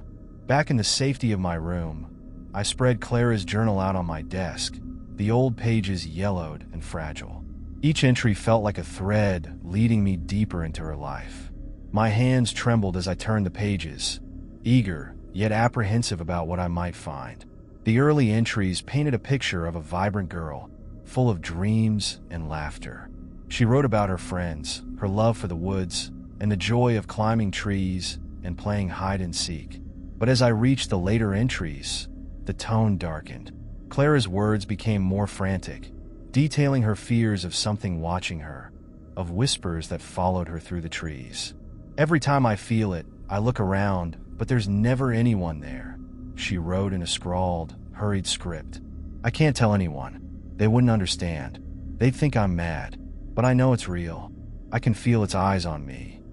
Each sentence sent chills down my spine. It felt as if Clara was speaking directly to me, her fears mirroring my own recent experiences. I felt an overwhelming urge to uncover the truth behind her disappearance and the connection we shared. After skimming through the journal, I noticed that Clara had mentioned a small, hidden cave near the gazebo, a place where she had often gone to escape the world. My heart raced at the thought. If Clara had hidden something there, perhaps it would provide the answers I desperately sought. That night, I lay in bed, unable to shake the feeling that Clara was still with me, her spirit lingering like a whisper in the dark. The thought of venturing back to the woods both terrified and exhilarated me. As I drifted off to sleep, I dreamed of the cave, shadows flickering along its walls, and Clara's voice echoing, urging me to find her. The next day, I returned to the woods, the journal tucked safely in my backpack. I had memorized the directions Clara had written and was determined to locate the cave. The air felt different, charged with energy, as if the woods themselves were aware of my presence. I reached the gazebo and felt a familiar unease wash over me. This was where I had seen Clara, where her spirit had reached out to me. I took a deep breath, steeling myself for what lay ahead, then followed the path leading deeper into the trees. After what felt like an eternity, I found the entrance to the cave, partially concealed by thorny bushes. It was a dark opening, yawning like a mouth, inviting yet foreboding. With my flashlight in hand, I stepped inside, the beam illuminating the damp walls adorned with ancient markings. The air was cool and heavy with the scent of earth. As I ventured further in, the walls glimmered with faint, bioluminescent moss, casting an eerie glow that illuminated the path ahead. I felt a mix of awe and dread, the feeling of being watched returning in full force. After exploring a bit, I stumbled upon a small alcove, and my heart raced as I noticed a pile of rocks in the corner. Beneath the stones, I could make out a wooden box. With trembling hands, I cleared the rocks away, revealing the box's intricate carvings, a design I recognized from Clara's journal. I opened the box slowly, my heart pounding. Inside lay a collection of trinkets, small, worn items that spoke of Clara's life. A faded locket, a tiny glass marble, and a folded piece of parchment. I picked up the parchment, my breath hitching as I unfolded it. Written in Clara's handwriting was a short note. To whoever finds this, I am trapped between two worlds. The whispers call to me, and I fear I may be lost forever. If you are reading this, please help me remember. The words resonated deep within me. Clara was reaching out, just as she had in my dream. I had to help her, to unravel the mystery of her disappearance. But how? As I sat there in the dim light of the cave, a sudden thought struck me. Clara's disappearance was tied to the woods, to the whispers she heard. I remembered the strange mist I had seen the day I first discovered the photograph. Perhaps there was a way to connect with Clara's spirit, to help her find peace. I decided then and there to conduct a small ritual to honor her memory and seek her guidance. I gathered the trinkets, placing them carefully back in the box, then closed my eyes, centering my thoughts. Clara, I whispered into the stillness of the cave. I am here to help you. I want to understand. Please show me the way. As I opened my eyes, a breeze swept through the cave, carrying with it the faintest sound of whispers, like a gentle chorus urging me onward. The light flickered, and I felt a shift in the air around me. It was as if Clara's spirit had responded to my call. With renewed determination, I took a deep breath and prepared to explore the cave further. I needed to find the source of the whispers and the truth behind Clara's haunting. Whatever lay ahead, I was ready to face it. Don't forget to subscribe in the channel and like the video for more contents. It was one of those nights where the silence had weight, wrapping itself around everything like a dense fog. The full moon cast a cold, silver glow through the window, creating long shadows that stretched across the room. Daniel had always found something comforting in the solitude of the late hours, but tonight was different. Tonight, the quiet felt unnatural, almost oppressive, as if the house itself was holding its breath. He lay in bed, staring at the ceiling, unable to shake off the strange feeling that had settled over him. The house was old, over 100 years according to the landlord, and had creaked and groaned since the day he moved in. But lately, the sounds had taken on a new, more unsettling quality. The floorboards outside his room would creak, as if someone were walking down the hallway in the dead of night. He dismissed it at first, attributing it to the house settling, but the unease gnawed at him, refusing to let go. Daniel wasn't the type to scare easily. He'd always prided himself on being rational, grounded in reality. Ghost stories were for children, he'd often told himself. But now, lying in the dark with nothing but the hum of his thoughts, he couldn't shake the growing sense that something wasn't right. His eyes darted to the clock on the bedside table. 3:07 a.m. The witching hour, he thought with a nervous chuckle, trying to lighten the heavy air around him. His apartment was modest, nothing special. A small bedroom with just enough space for a bed, a dresser, and a nightstand. It was enough for him, a single man in his early 30s, with a steady job and a quiet life. He worked from home, spending most days alone in the apartment, typing away at his computer, the hours blending into one another. But over the past few weeks, something had changed. The familiar creaks of the house had grown louder, more deliberate. The air in the apartment seemed colder, even during the warmest nights. Then there was the shadow. It had started a month ago. Daniel had woken up in the middle of the night, his heart pounding for no apparent reason. As he lay there, trying to calm his racing pulse, he saw it, just out of the corner of his eye. A shadow, darker than the others, standing at the foot of his bed. His breath hitched in his throat, his body frozen in place.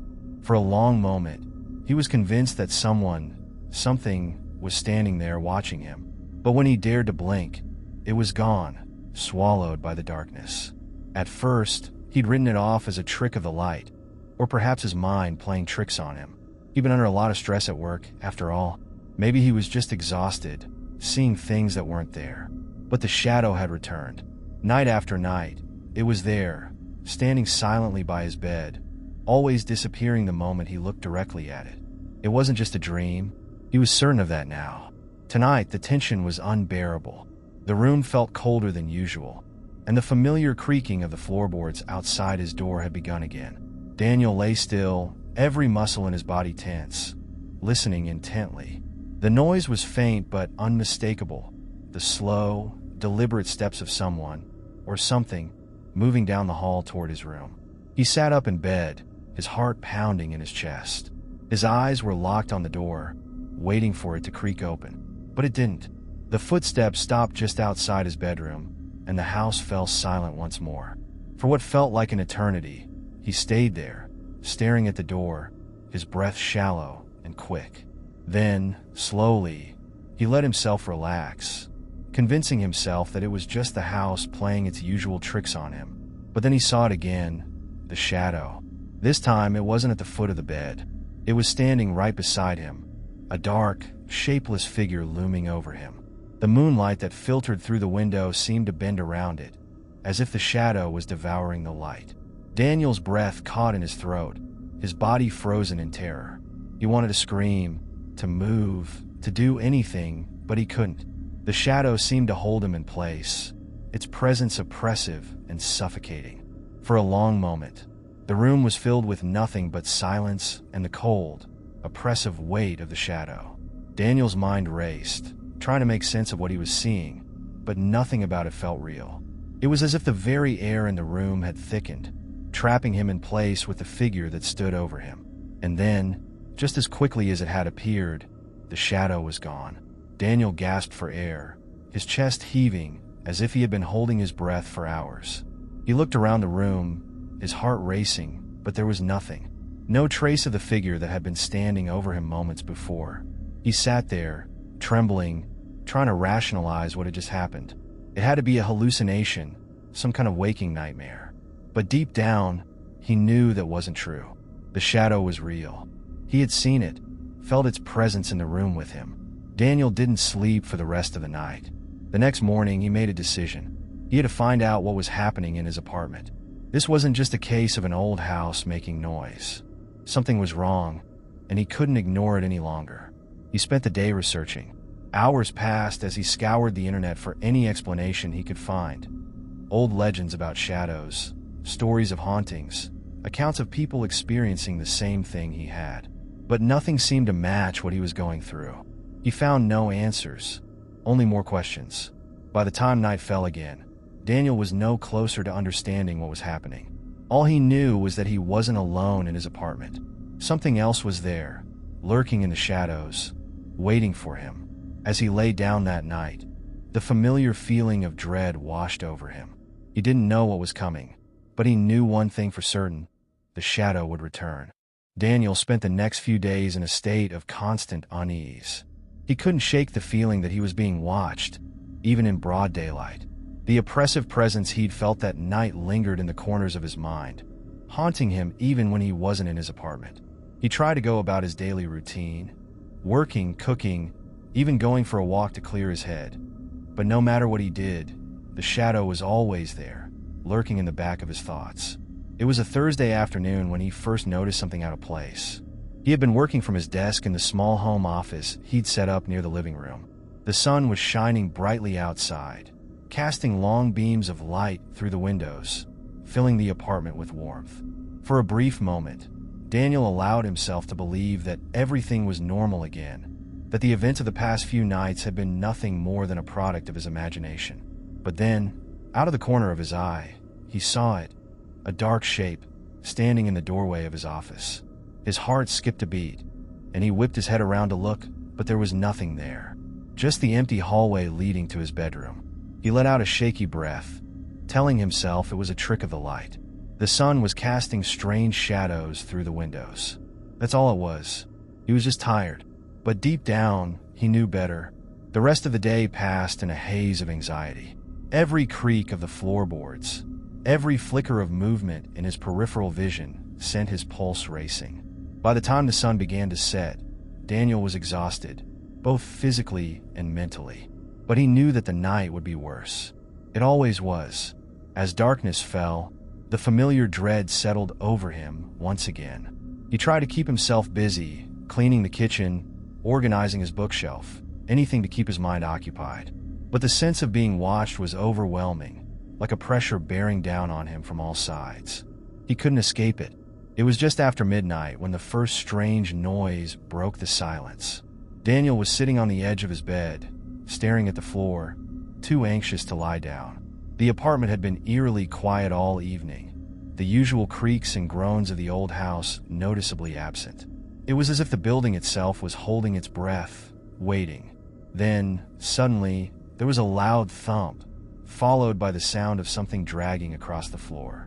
It was coming from the hallway, just outside his bedroom door. Daniel's breath caught in his throat, his body going rigid. He listened, every nerve in his body on high alert. The sound came again, another thump, closer this time, as if something heavy was being moved across the floor. Slowly, he stood up, his legs trembling beneath him. He didn't want to go to the door. He didn't want to see what was making that noise. But he couldn't just sit there, paralyzed by fear. He had to do something. His hand shook as he reached for the doorknob. For a moment, he hesitated, his heart pounding so hard he could hear it in his ears. Then, with a deep breath, he pulled the door open. The hallway was empty. Daniel stood there, staring into the darkness, his body frozen in place. He could still hear the noise, soft, shuffling sounds like something dragging along the floor, but there was nothing there. No sign of anything that could be causing the sound. Then, from the corner of his eye, he saw it again, the shadow. This time, it wasn't standing still. It moved slowly, deliberately, down the hallway toward him. Daniel's throat tightened in terror as he watched the dark figure approach. It seemed to grow larger as it came closer, its shape shifting and writhing as if it were made of smoke. It didn't have a face, or any features at all, just a dark, menacing silhouette. Without thinking, Daniel slammed the door shut and backed away, his heart racing. His mind was a blur of fear and confusion. What was it? Why was it haunting him? For the rest of the night, he sat in his room with the door locked, listening to the soft, dragging sounds outside. They didn't stop until just before dawn, when the first rays of sunlight crept through the window. By morning, Daniel was exhausted, his body heavy with fatigue. He couldn't go on like this. The shadow was becoming more aggressive, more present. It wasn't just standing by his bed anymore. It was following him, watching him, and he had no idea why. Determined to find answers, he decided to visit the landlord that afternoon. The building was old, and Daniel had a feeling there might be a history to the place that he hadn't been told. Maybe something had happened here, something that explained the strange presence in his apartment. The landlord, Mr. Abernathy, was an elderly man who had owned the building for as long as anyone could remember. He was gruff and not particularly friendly, but Daniel had no other option. When he arrived at the landlord's office, he was greeted with the same distant demeanor he'd come to expect. "What can I do for you, son?" Abernathy asked, not looking up from his paperwork. Daniel hesitated for a moment, unsure of how to bring up the subject. He didn't want to sound like a crazy person, but he had to know if there was something he wasn't being told about the building. "I wanted to ask you about the apartment," Daniel began, his voice a little unsteady. "Has anyone ever reported anything strange happening there? You know, noises, shadows, that sort of thing?" Abernathy finally looked up, his brow furrowed in confusion. "Shadows? What are you talking about?" Daniel swallowed hard, feeling foolish for even bringing it up. "I don't know. It's just, I've been seeing things, hearing things. I thought maybe..." The landlord cut him off with a wave of his hand. "There's nothing wrong with the apartment, son. It's old, sure, but there's no ghosts, if that's what you're getting at."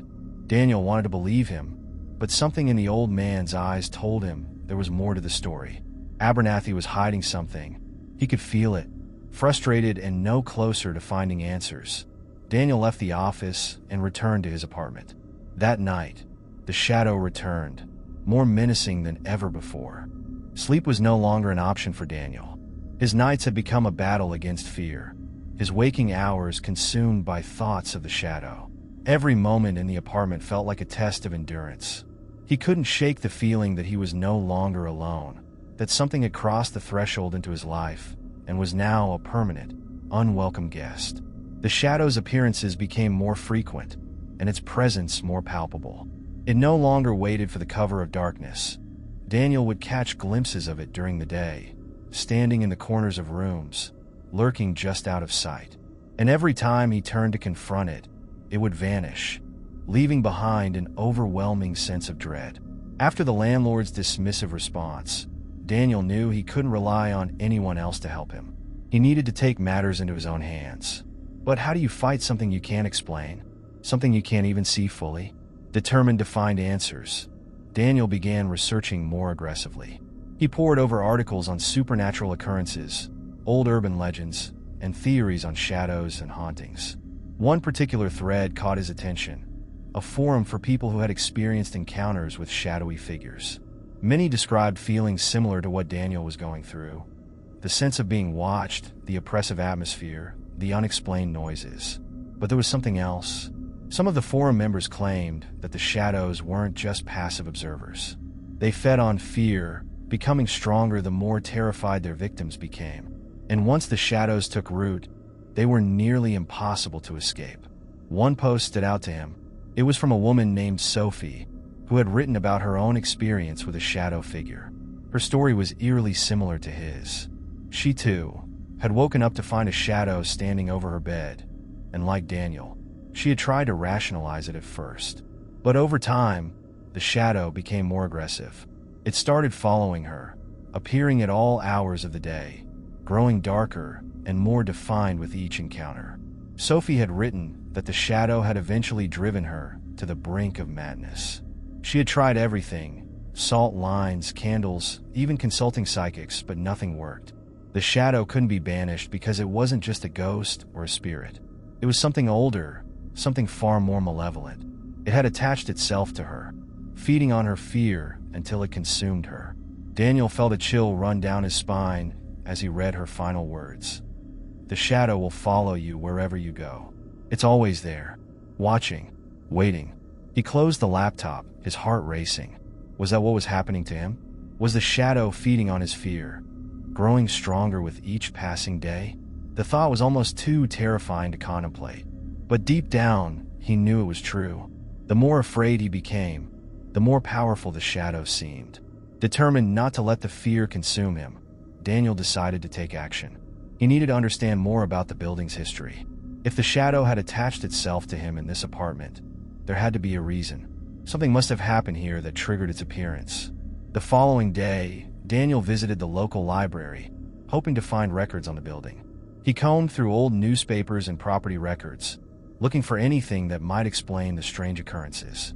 Hours passed, and just when he was about to give up, he stumbled upon an article from the 1940s.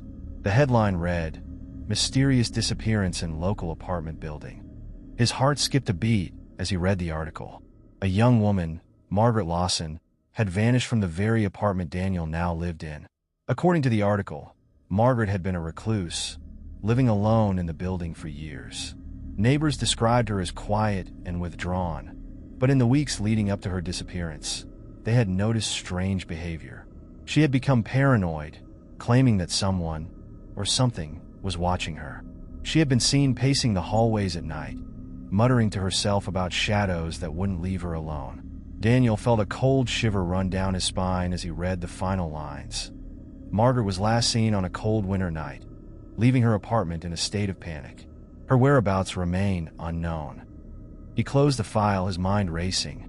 Margaret's story mirrored his own almost too perfectly. Could the shadow that haunted her now be the same one tormenting him? Was it possible that whatever had happened to her was happening to him now? As he left the library, Daniel felt a renewed sense of urgency. If the shadow had claimed Margaret, it could claim him too.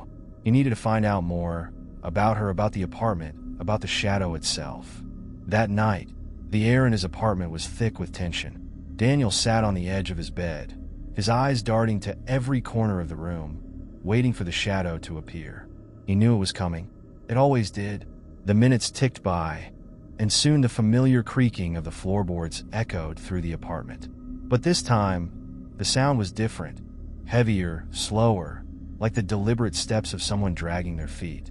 Daniel's breath caught in his throat as he heard the sound stop right outside his bedroom door. He braced himself, expecting the door to swing open. But instead, the door remained closed, and the room fell into an eerie silence. For a long moment, Daniel sat there, frozen in place. And then he felt it, a cold, oppressive presence creeping into the room, wrapping around him like a suffocating blanket. The shadow was there, standing at the foot of his bed. But this time, it wasn't alone. There was something else in the room with him, something darker, more menacing. Daniel's eyes widened in terror as he saw the second figure, a twisted, contorted shape that seemed to crawl out from the walls, its body long and unnatural, with limbs that stretched impossibly far. He tried to move, to scream, but his body wouldn't respond. It was as if the air had thickened, trapping him in place. The two shadows loomed over him, their presence overwhelming. Daniel could feel their weight pressing down on him, suffocating him with their sheer force. And then, just as suddenly as they had appeared, the shadows were gone. The room was still, and Daniel gasped for air, his chest heaving as if he had been drowning. He knew now that the shadows were becoming more powerful. They were no longer content with lurking in the corners. They were coming for him. Daniel had to act fast. The shadow was growing bolder, and if he didn't find a way to stop it soon, it would consume him, just as it had consumed Margaret. Night descended once more, bringing with it a blanket of unease that wrapped around Daniel like a shroud. Each tick of the clock echoed in the silence of his apartment, amplifying his anxiety. He had spent the day poring over every scrap of information he could find about Margaret Lawson and the history of the building, and the weight of his discoveries bore down heavily on him. The shadow wasn't just a figment of his imagination. It was a manifestation of something far more malevolent, something that had been waiting for him. As the sun dipped below the horizon, Daniel knew he had to face the shadows head-on. He couldn't allow them to control his life any longer. He had devised a plan, one that he hoped would finally expose the truth behind their power. He gathered a few items: candles, salt, and a small mirror. These were supposed to be protective charms against malevolent entities, according to the countless articles and forum posts he had consumed. He had no illusions that these objects would be a cure-all, but they were his last line of defense against the encroaching darkness. After setting up his makeshift altar in the center of the living room, Daniel lit the candles, the flickering flames casting long shadows that danced across the walls. He poured a circle of salt around him, a barrier that was meant to keep the darkness at bay. He felt a mix of hope and desperation. The circle represented his determination to stand firm against whatever haunted him. As the candles burned brighter, Daniel sat cross-legged in the center of the circle, staring into the mirror. It was said that mirrors could reflect not just one's physical appearance, but also reveal hidden truths. He focused on his reflection, willing himself to confront the darkness that lay beyond the surface. Minutes turned into hours as Daniel remained in silence, his heart racing, waiting for the inevitable. The air grew thick, and he could feel the energy in the room shift, as if the very atmosphere were alive. A low hum began to vibrate through the air, the sound resonating in his bones. It was a noise that was both haunting and familiar, like a whisper echoing from the depths of a forgotten memory. Suddenly, the candles flickered violently, plunging the room into darkness for a brief moment before reigniting. And then he felt it, an icy chill sweeping through the apartment, wrapping around him like a serpent. The shadows began to coalesce in the corners of the room, pooling together into a mass that twisted and writhed, forming a grotesque figure. It was larger than before, more defined, and it moved with an unnatural fluidity. Daniel's heart pounded in his chest as the shadow advanced toward him, a sinister smile stretching across its featureless face.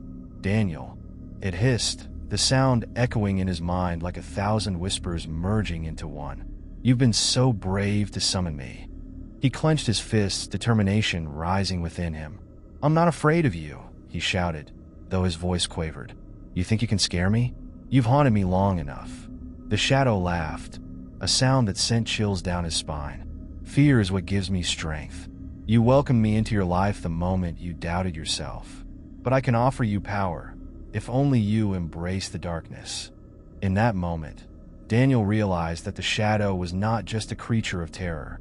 It was a reflection of his own fears and insecurities. It fed on his doubts, his anxieties, and it had taken root in his life because he had allowed it to. But he wouldn't succumb to its temptation. "No," he cried, summoning every ounce of willpower he possessed. "I won't let you take me." As he spoke, he could feel the salt circle glowing faintly around him, pulsating with energy. It was as if the protective barrier recognized the power of his defiance. The shadow recoiled slightly, its form flickering, uncertain. "You think a simple circle of salt can protect you?" It snarled, its voice dripping with contempt. "I am beyond your petty charms." In response, Daniel held the mirror up, focusing on his reflection. He remembered the stories he had read about the power of self-belief, of confronting one's fears. With renewed determination, he spoke to the shadow through his reflection. "You are nothing but a figment of my fear. You have no power over me." With that declaration, the shadow seemed to convulse, writhing as if in agony. The room shook, and the candles flickered violently. Daniel felt a surge of energy coursing through him, and the salt circle glowed brightly, illuminating the darkness. The shadow screamed, a sound that echoed through the apartment, rattling the walls. "You cannot escape me. I am a part of you." But Daniel stood firm, his gaze locked on the mirror. "No, I am not afraid. You don't own me." The light from the salt circle intensified, and for a brief moment, Daniel glimpsed something within the shadow, a flicker of a face, a memory from his past. It was Margaret, her eyes wide with fear, trapped within the darkness. He understood then that the shadow was not just feeding off his fear. It was also a prison for those who had succumbed to it. "Margaret," he shouted, reaching out as if he could pull her from the darkness. "You're not alone. I can help you." In that moment, he felt a connection, a bond forged through shared fear and desperation. The shadow roared, and the room trembled as Daniel focused on Margaret's face, willing her spirit to break free. "Fight it. We can overcome this together." The salt circle flared brightly, and Daniel felt the shadows recede, the oppressive atmosphere lifting. The figure of the shadow writhed in pain, contorting as if it were being pulled apart. With one final surge of energy, Daniel shouted, "You have no power here. You will not take anyone else." The shadow screamed, and with a blinding flash of light, it exploded outward, dissipating into the air like mist. The room fell silent, the oppressive weight lifting as the candles flickered out one by one, leaving only the faint glow of the salt circle behind. Daniel gasped for breath, his heart racing as he looked around the now quiet room. The darkness had retreated, and for the first time in weeks, he felt a sense of peace wash over him. But as he sat there, catching his breath, a flicker of doubt crept into his mind. Had he truly banished the shadow, or had he merely postponed its return? He couldn't shake the feeling that the battle was far from over. He needed to find a way to free Margaret's spirit and ensure that the shadow could never return. The history of the building was now more important than ever, and he knew that uncovering the truth behind Margaret's disappearance might hold the key to breaking the cycle of terror. As dawn broke, illuminating the room with warm light, Daniel made a vow to himself. He would dig deeper into the mysteries of the past. He would confront the history of the building, learn everything he could about Margaret Lawson, and find a way to free her spirit. The shadows might have been pushed back for now, but he was determined to ensure they would never rise again. With the first light of dawn spilling into his apartment, Daniel felt an unexpected sense of determination coursing through him. The night's confrontation had left him shaken, but it also ignited a fire within, a commitment to uncover the truth behind the eerie shadow and its connection to Margaret Lawson. He could no longer allow fear to dictate his life. It was time to face the remnants of the past and put an end to this dark chapter once and for all. He gathered his research materials, notebooks filled with scribbled notes and printed articles about the history of the building. As he flipped through the pages, a name kept reappearing: Margaret Lawson. Her story was intertwined with the history of the building, a tale of loss and tragedy that had lingered for decades. Each detail he had uncovered painted a portrait of a woman who had once been vibrant, full of life, but who had ultimately fallen victim to her own fears. Determined to dig deeper, Daniel decided to visit the local library, a place where he hoped to find more information about Margaret and the events that had transpired in the building over the years. The library, with its towering shelves and musty air, was a treasure trove of history, and Daniel felt a strange sense of comfort as he navigated the aisles. He approached the librarian, an elderly woman with kind eyes that sparkled with curiosity. "I'm looking for any historical records or articles about the old Lawson building," he said, his voice steady despite the whirlwind of emotions inside him. "Ah, the Lawson building," she replied, a hint of nostalgia in her tone. "A lot of history there, dear. Tragic, really. Follow me. I might have just the thing for you." Daniel followed her to a small room filled with archives and old newspapers. As she rummaged through the stacks, he felt a sense of anticipation growing. The shadows from the previous night lingered in the back of his mind, but he pushed them aside, focusing on the task at hand. "Here we go," she said, handing him a faded newspaper clipping. This was from a local paper many years ago. It details an incident involving Margaret Lawson. Tragic story, really. His heart raced as he took the clipping from her. The headline read, "Local woman disappears without a trace." The article recounted how Margaret had been seen last in the building, known for its strange occurrences and unexplained phenomena. Residents reported hearing whispers, seeing fleeting shadows, and feeling an overwhelming sense of dread. Daniel's mind raced as he processed the information. As he read further, a chilling detail emerged. The article mentioned that a few months before her disappearance, Margaret had become increasingly withdrawn, haunted by nightmares and visions. Those who knew her claimed she often spoke of a dark figure that would watch her from the corners of her room, a shadow that seemed to draw her deeper into despair. Daniel's breath caught in his throat. It was the same shadow he had encountered, an entity that thrived on fear and isolation. As he pieced together the puzzle, he began to understand that the shadow wasn't merely a supernatural presence. It was a manifestation of Margaret's inner turmoil. The darkness had consumed her, feeding on her fears until she faded away. "Did they ever find her?" Daniel asked, his voice barely above a whisper.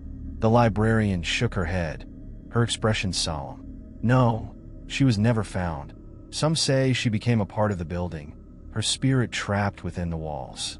Others believe she was taken by whatever dark forces lingered there." Daniel's heart ached at the thought. Margaret had been lost, not only to the world but to herself.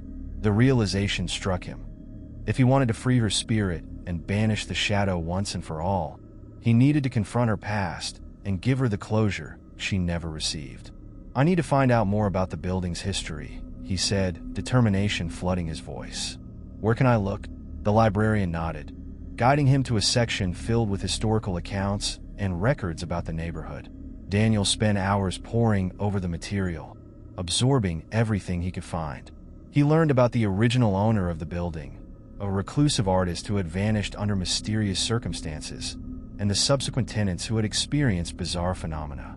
Each story intertwined with Margaret's, weaving a tapestry of despair and darkness that had taken root in the very foundation of the building. As he delved deeper, one particular account caught his attention. It detailed an underground chamber beneath the building, rumored to be a place of rituals and dark practices.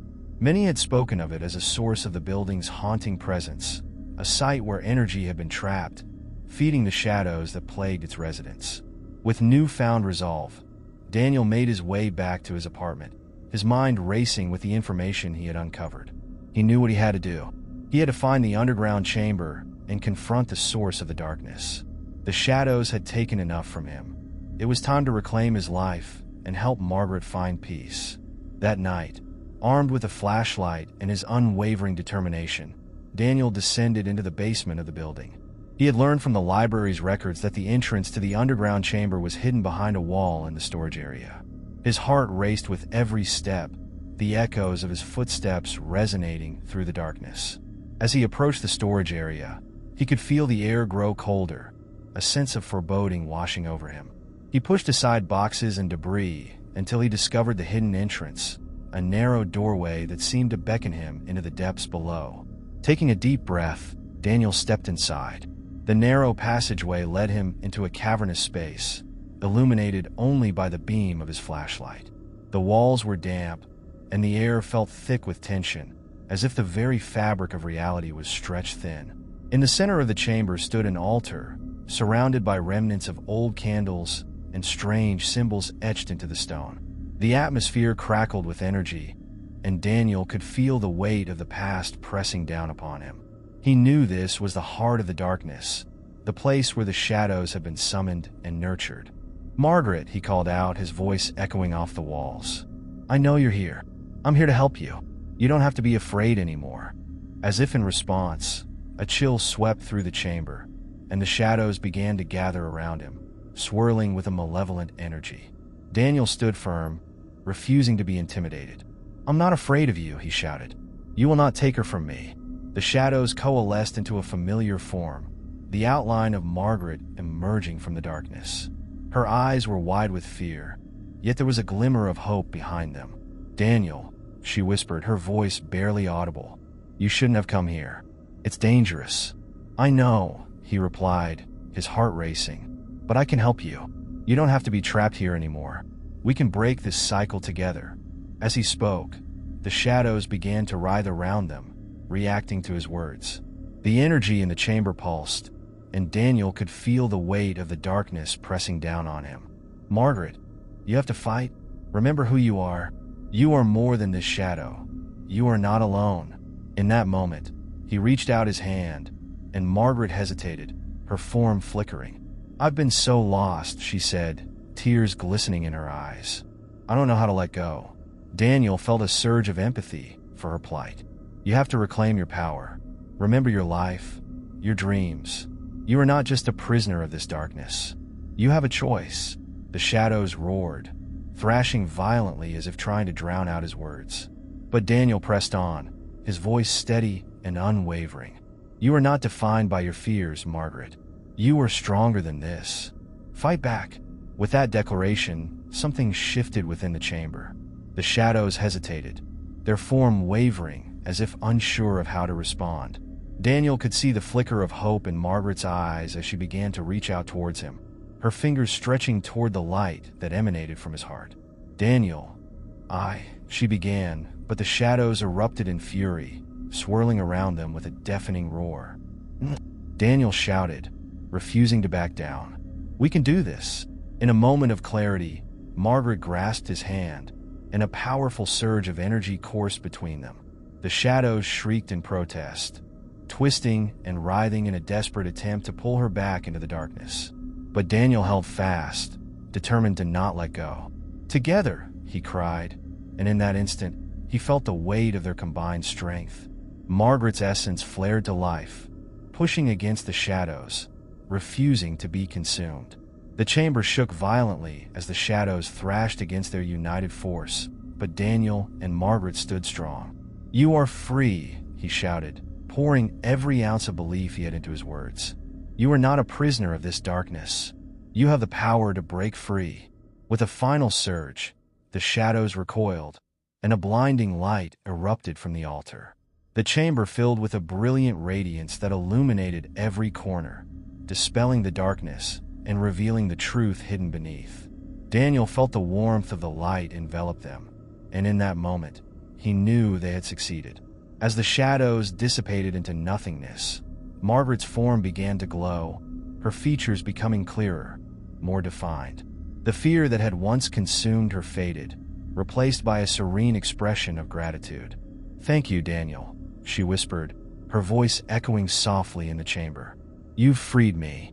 The energy pulsed around them, and Daniel felt an overwhelming sense of peace wash over him. The darkness that had loomed over the building for so long had been vanquished, and in its place was a sense of lightness, of liberation.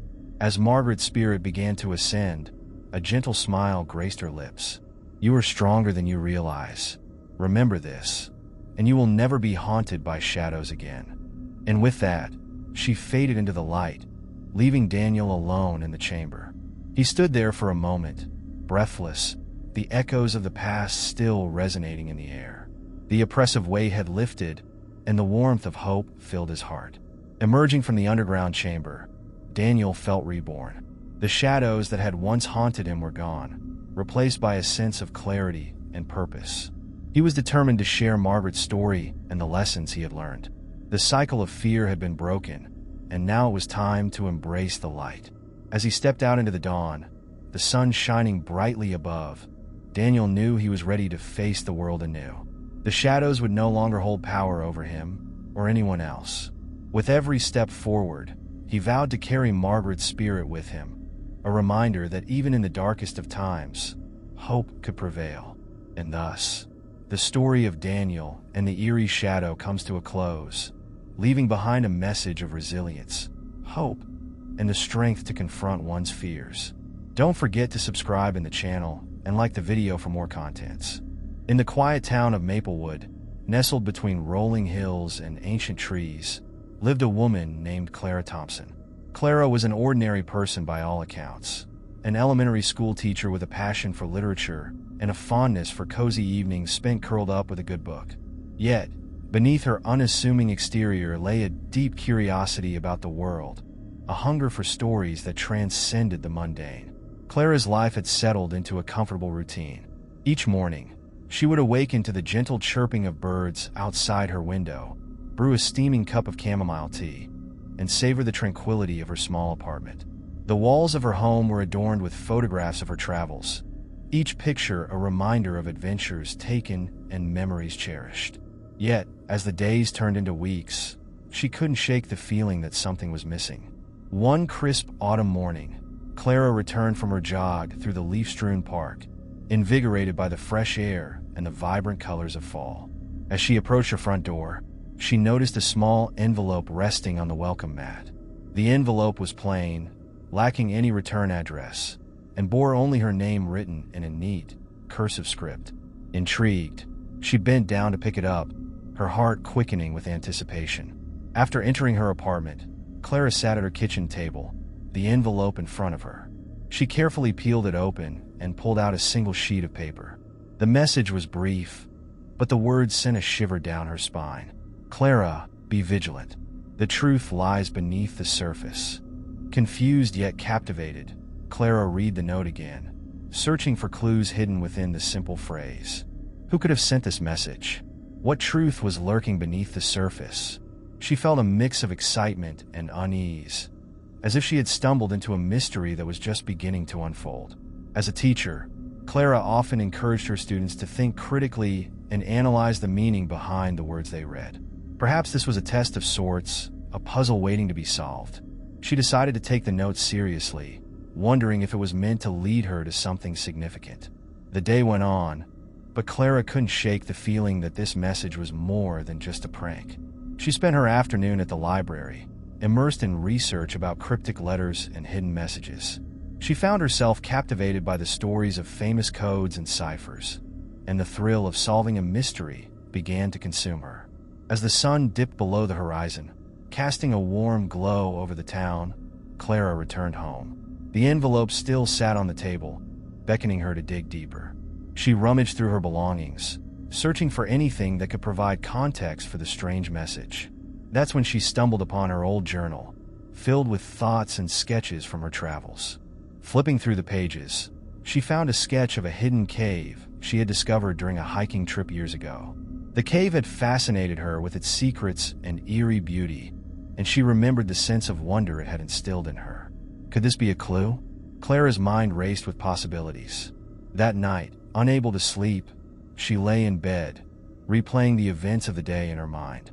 The note had ignited a fire within her, a longing for adventure and discovery. She realized that she wanted more than the predictable routine of her life. She craved a quest, a journey that would challenge her and reveal hidden truths. The next morning, Clara decided to follow the lead. She packed a small backpack with essentials, a flashlight, a notebook, and a bottle of water. The thought of revisiting the cave filled her with a sense of purpose, and as she made her way to the hiking trail, she felt a spark of excitement flicker in her chest. As she trekked through the woods, the vibrant foliage crunched beneath her feet, and the fresh scent of pine filled the air. The sun filtered through the trees, casting playful shadows on the ground. Clara felt a sense of tranquility wash over her, but it was accompanied by an undercurrent of anticipation. When she finally reached the cave, the familiar sight sent a rush of nostalgia through her. The entrance loomed before her, shrouded in shadows and mystery. With her flashlight in hand, Clara stepped inside, the beam cutting through the darkness and illuminating the jagged walls. The cave was much as she remembered, cold and damp, with the sound of dripping water echoing in the stillness. Clara carefully made her way deeper into the cavern, her heart racing with each step. She knew she was looking for something, though she couldn't yet articulate what that might be. As she explored the depths of the cave, she noticed unusual markings on the walls, symbols that seemed to pulse with energy. They resembled a combination of ancient runes and modern graffiti, a strange juxtaposition of past and present. Clara felt an inexplicable connection to the symbols, as if they were calling out to her. Suddenly, her flashlight flickered, and she felt a shiver run down her spine. The cave seemed to respond to her presence, the air growing thicker, charged with an electric energy. Clara steadied her breath, focusing on the symbols as she sketched them in her notebook. Each stroke felt like a key, unlocking hidden doors within her mind. As she continued her exploration, Clara stumbled upon a small alcove. It was there she found something extraordinary, a weathered wooden box, partially buried beneath rocks and debris. Intrigued, she cleared the entrance and carefully opened the box. Inside lay a collection of old letters, yellowed with age and sealed with wax. Her heart raced as she picked up the first letter, her fingers trembling with anticipation. The envelope bore the same neat, cursive handwriting as the note she had received. With each letter she read, Clara's mind raced. They contained messages from a long-lost soul, filled with secrets and revelations about the past. One letter stood out among the rest, its content resonating deeply with her. It spoke of hidden treasures and untold stories waiting to be uncovered. The words danced off the page, intertwining with her own longing for adventure and understanding. Clara realized that the hidden messages in her mail had led her to this moment, to a discovery that could change everything. The notes were not merely cryptic warnings. They were invitations to delve into a world of mysteries, to embrace the unknown. As she emerged from the cave, the sunlight flooded over her, illuminating the path ahead. Clara felt a surge of excitement wash over her, a sense of empowerment that had been dormant for far too long. The hidden messages had sparked a fire within her, igniting her passion for discovery. Returning home, she placed the letters on her desk, a tangible reminder of the journey she had just begun. Clara knew that this was only the beginning, a gateway to unearthing the secrets buried within her own life and the lives of those who had come before her. Little did she know that the letters held the key to a much larger mystery, one that would challenge her perceptions and lead her on a path filled with unexpected twists and turns.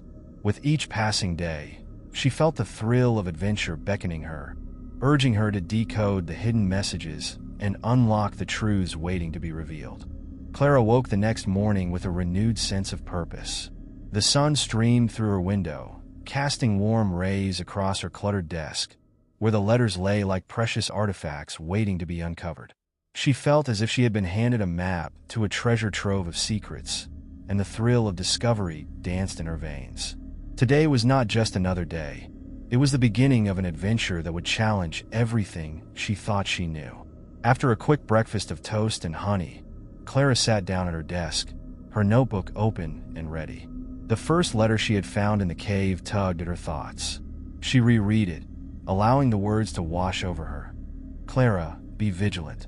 The truth lies beneath the surface. The urgency of the message was palpable, and she felt compelled to dig deeper. With determination, Clara picked up her pen and began jotting down her thoughts. The words flowed freely as she scribbled about her experience in the cave, the symbols on the walls, and the old letters she had uncovered. She noted the importance of each detail, feeling as if the very act of writing was a key to unlocking the mystery. She had a hunch that the letters contained vital clues, and she was determined to connect the dots.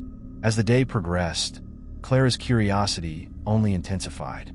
She made a plan to visit the local library, where she hoped to find more information about the history of Maplewood and its possible connections to the mysterious letters.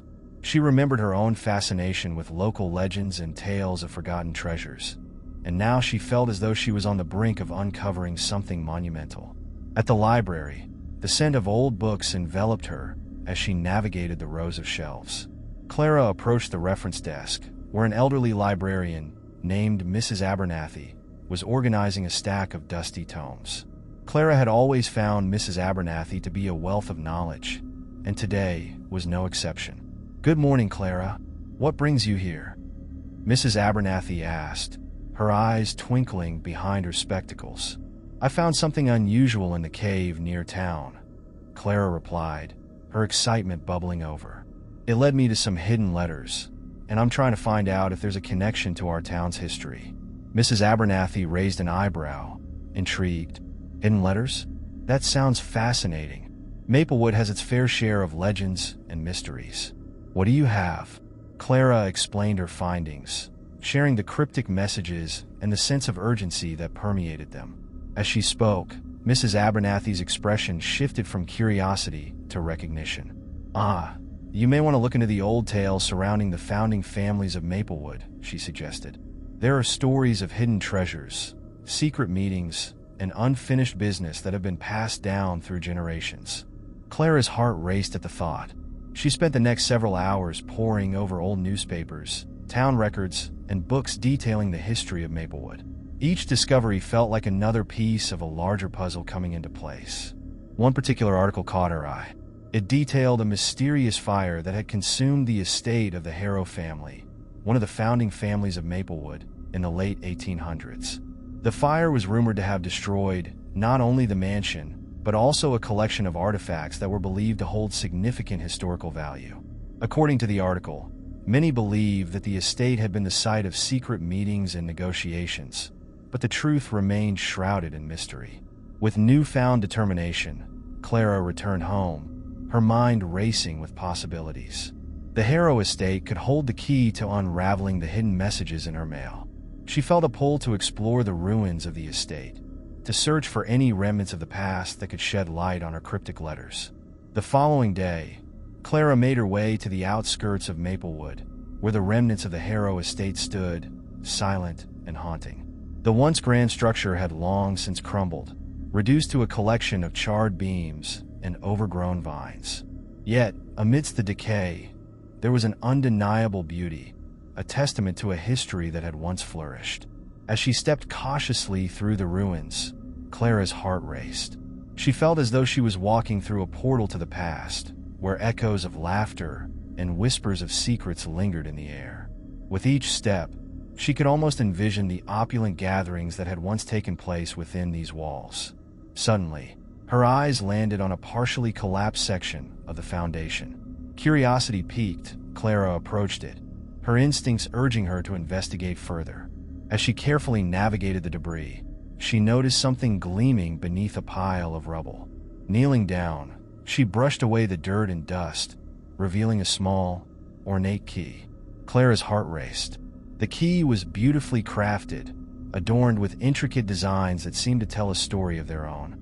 She couldn't shake the feeling that this key was significant, perhaps even a clue to the secrets hidden within the estate. But what would it unlock? Her mind raced with questions as she pocketed the key. Could it open a hidden compartment or a secret room within the estate? She felt an overwhelming urge to uncover its purpose, to follow this trail of clues wherever it might lead. As she stood up, Clara noticed a shadow moving through the trees at the edge of the property. For a moment, she felt a pang of fear, but her curiosity quickly quelled her apprehension. She turned to investigate, hoping to find someone who might offer insight into the estate's past. To her surprise, a man stepped into view. He was tall and rugged, with tousled dark hair and an air of mystery that surrounded him. Clara's heart skipped a beat as their eyes met. He seemed just as surprised to see her. "Who are you?" he asked, his voice low and cautious. "I'm Clara," she replied, attempting to sound confident despite the fluttering in her chest. "I'm exploring the ruins. I found something interesting, a key." The man's eyes widened, a flicker of recognition passing over his face. "A key? You might be onto something. I've been trying to piece together the history of this place for a while." Intrigued, Clara stepped closer. "You're interested in the Harrow estate?" "More than interested. I believe there are secrets here that haven't seen the light of day for over a century," he said, his gaze steady. "I am Dake. I've spent years researching the town's history, and this place is at the center of it all." Clara felt an instant connection with Jake, as if they were both drawn to the same mysteries. "Maybe we can work together," she suggested. "I've found some letters that might be connected to this estate." Jake's eyes sparkled with excitement. "Let's unravel this together. There's a reason you're here, Clara, and I have a feeling it's no coincidence." As they began to explore the ruins together, Clara felt a sense of camaraderie blossoming between them.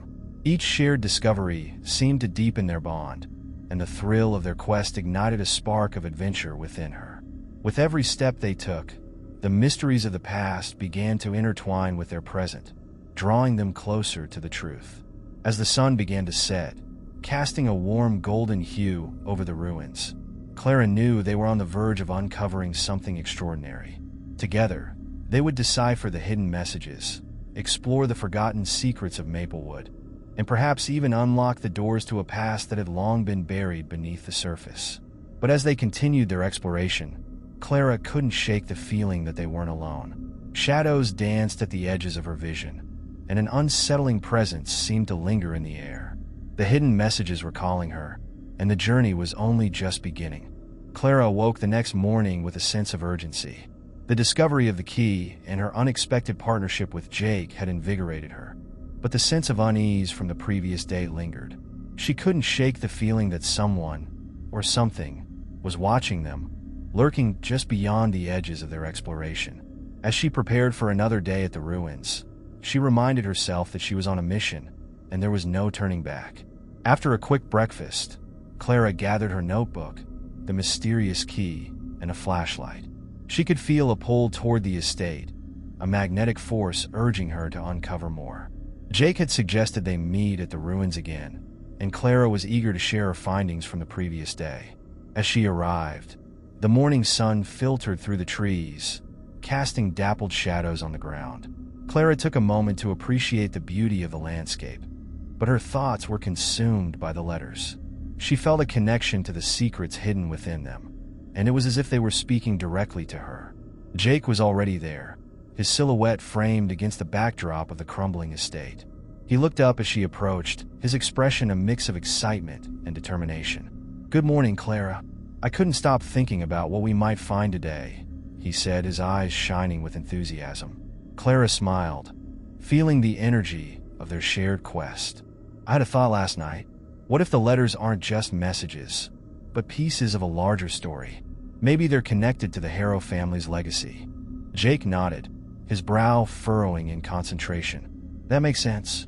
If we can figure out the context behind each letter, we might be able to decipher their true meaning.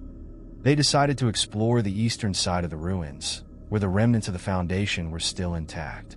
As they sifted through the debris, Clara felt a thrill of anticipation. What if they stumbled upon something significant? After an hour of searching, Clara's fingers brushed against something cold and metallic buried beneath the rubble. She crouched down, carefully removing the stones and dirt to reveal another letter. This one sealed in an old, tattered envelope. "Jake, look!" Clara exclaimed, her heart racing. She held the letter up for him to see, the sun catching the faint glimmer of wax that sealed it. "What does it say?" Jake asked, leaning in closer. Clara carefully opened the envelope, her hands trembling with excitement. Inside was another letter, written in elegant script. "To the one who seeks the truth, the key you hold is not merely metal. It is a gateway to understanding. Look beyond the ashes of the past, for within the ruins lie the answers you seek. Trust in the shadows, for they conceal more than you can imagine. Follow the path of the forgotten, and you will find the truth that eludes so many." Clara's heart raced as she read the letter aloud. Each word felt imbued with a sense of urgency and significance. This is incredible," she exclaimed, her mind racing with implications. Jake's brow furrowed in thought. "It mentions the ashes of the past. Could it be referring to the fire that destroyed the Harrow estate? Perhaps there's something hidden within the remnants that we haven't discovered yet." "I think so," Clara replied, her pulse quickening. "We need to investigate the area where the fire was most destructive. There might be more hidden treasures buried under the rubble."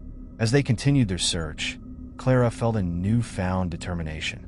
The letters were leading her deeper into the heart of the mystery, and she was beginning to see the connections unfold before her eyes. The key, the letters, and the history of the Harrow family were intertwined in a way that made her heart race with anticipation. Hours passed as they scoured the ruins, but just as they were about to take a break, Clara noticed a shadow moving between the trees. She turned abruptly, but nothing was there. A shiver ran down her spine, but she pushed the feeling aside. It was probably just her imagination. "Are you okay?" Jake asked, noticing her sudden stillness. "Yeah, just thought I saw something," Clara replied, forcing a smile. "Let's keep looking."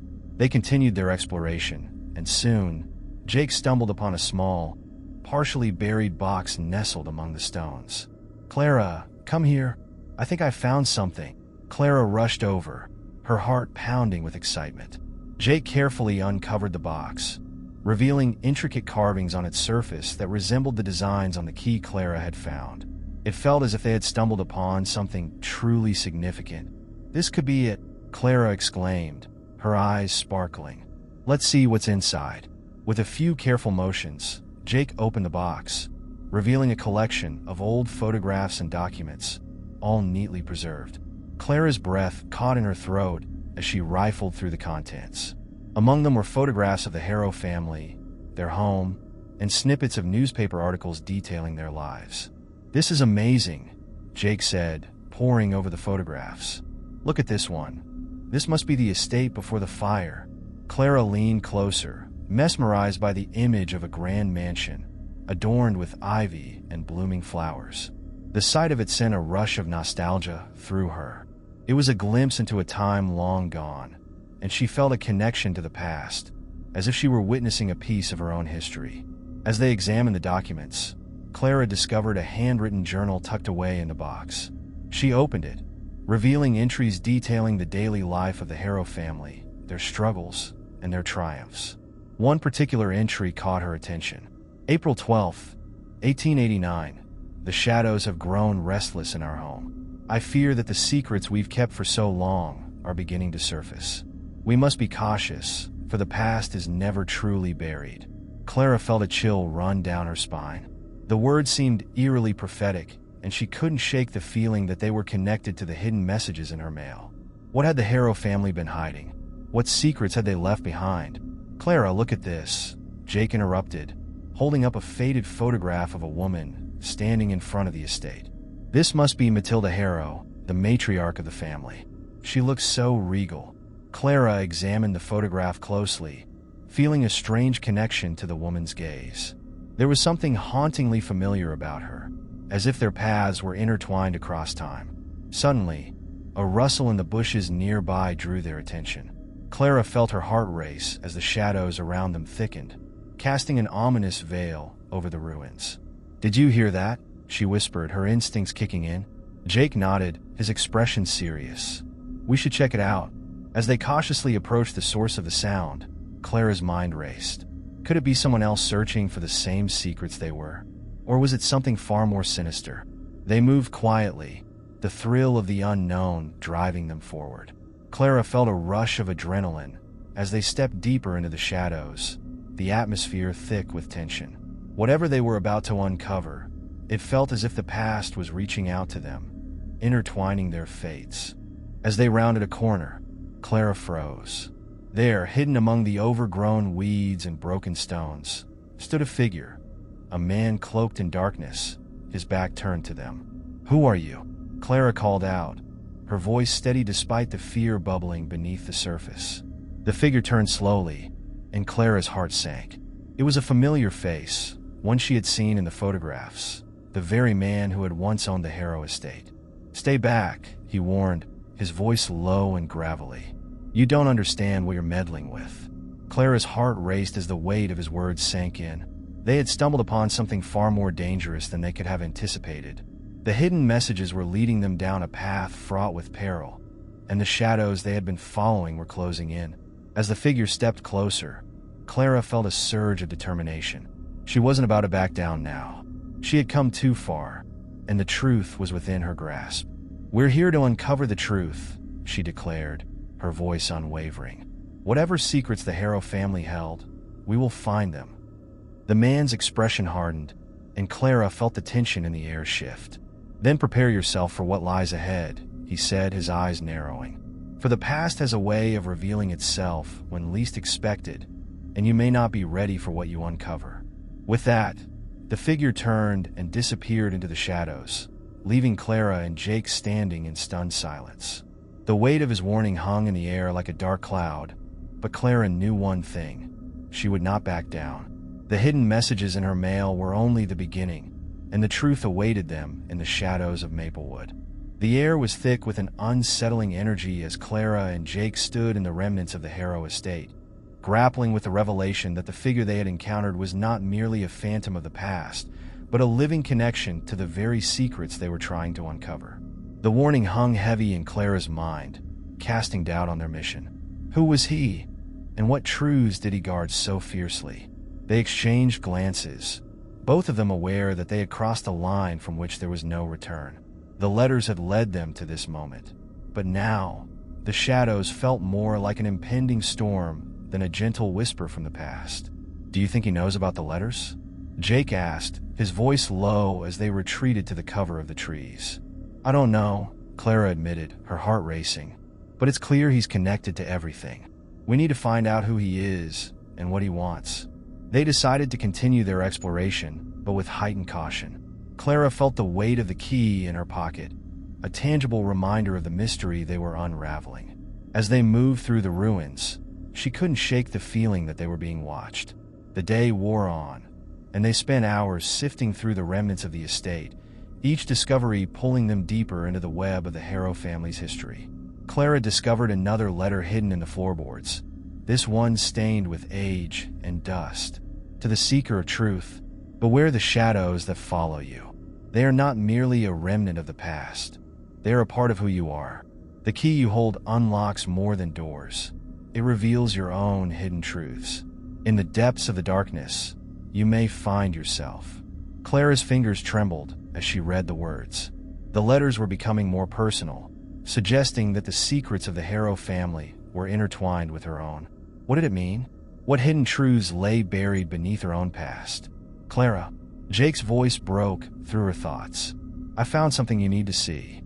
She turned to him, her curiosity piqued. He was crouched near a stone wall, pulling back a tattered curtain of ivy to reveal an inscription carved into the stone. It read, "Only in darkness can the light be revealed." "What do you think it means?" Jake asked, glancing back at her. Clara pondered the inscription, feeling a sense of foreboding wash over her. "I think it means we need to confront whatever darkness is lurking here. The more we discover, the more we have to face." As the sun dipped lower in the sky, they decided to take a break, sitting on a fallen log as they caught their breath. Clara couldn't shake the feeling that they were drawing closer to a confrontation. "Do you think we should go back to the old man?" Jake suggested. "He might have answers we need." Clara considered this. "It's risky. He seems to be guarding something, but he might be our only link to the past." As they discussed their options, Clara noticed a flicker of movement in the distance. The shadowy figure was back, standing at the edge of the trees, watching them with an intensity that sent chills down her spine. "Jake, look," she whispered urgently, pointing. The figure stepped closer, revealing more details. A tall man with dark hair and sharp features, his expression a mix of curiosity and concern. "Why are you still here?" he called out, his voice echoing in the quiet. "You should leave this place before it consumes you." "We're not afraid," Clara replied, her voice steadier than she felt. "We're trying to understand what happened here." The man stepped closer, the shadows shifting around him. "You don't know what you're asking for. The Harrow family's legacy is not one of glory, but of pain and darkness. They hid secrets for a reason." "What do you know about the letters?" Jake asked, his tone confrontational. "They are warnings," the man said, his eyes piercing. "The past is not something to be trifled with. It can reach out and ensnare you when you least expect it." Clara's heart raced. "But we need to know the truth. The letters have connected me to this place. I can't turn away now." The man studied her, and for a moment, Clara felt a flicker of recognition in his gaze. "You carry the weight of their secrets. You must understand that the truth can come at a cost." "Then tell us what you know," Clara demanded, emboldened by her desire to uncover the mystery. He hesitated, glancing back toward the shadows of the estate. "Very well, but be warned. The truth may shatter your perceptions. Follow me." With that, he turned and led them deeper into the ruins. Clara and Jake exchanged apprehensive glances, but followed closely, driven by their need for answers. The shadows seemed to close in around them, thickening with each step they took. As they reached a hidden alcove behind the crumbling walls, the man turned to face them. "This is where it all began," he said, gesturing to the remnants of what appeared to be an old study, the remnants of furniture scattered among the debris. Clara felt a chill run down her spine. What happened here? This was Matilda Harrow's sanctuary. She was a woman of great ambition, but also of great sorrow. The family was torn apart by their secrets and desires, and in their pursuit of power, they unleashed forces they couldn't control. He picked up a dusty book from the floor, flipping through the pages until he found a passage that seemed to resonate with the air around them. "The shadows are not merely the absence of light. They are the manifestation of our fears and desires. To confront them is to confront ourselves." Matilda believed that by understanding the shadows, she could harness their power, he explained, his voice low. But she failed, and it cost her everything. Clara felt a knot form in her stomach. The connection between the Harrow family and her own life was becoming clearer, yet more disturbing. What did she do? The man's expression darkened. She sought to communicate with the past, to unearth secrets long buried. But she opened doors that should have remained closed. "What kind of secrets?" Jake asked, his curiosity piqued. "Secrets that bind families together and tear them apart. Secrets that reveal hidden truths and buried traumas. The Harrow family's history is riddled with darkness, and their legacy is one of sorrow." Clara took a deep breath, absorbing the weight of his words. "What does this have to do with me?" He met her gaze, his eyes searching hers. "You are tied to this place, Clara. The letters are not just messages. They are echoes of your own history. You must confront the shadows, or they will consume you." Suddenly, Clara felt a surge of emotion, as if the weight of generations pressed upon her shoulders. "What do you mean?" "Your past holds the key to understanding the Harrow family's legacy. You must confront your own fears and desires if you wish to uncover the truth." The shadows around them flickered ominously, as if responding to his words. Clara felt a wave of anxiety wash over her. "What if I'm not ready?" "None of us are ever truly ready," the man replied, his tone softening. "But the truth is waiting for you. Embrace it, and you may find the answers you seek." In that moment, Clara understood that the journey they had embarked upon was not merely about uncovering the Harrow family's secrets. It was about confronting her own. The shadows that followed her were not just remnants of the past. They were pieces of herself, waiting to be acknowledged and understood. "Thank you," Clara said, her voice steady.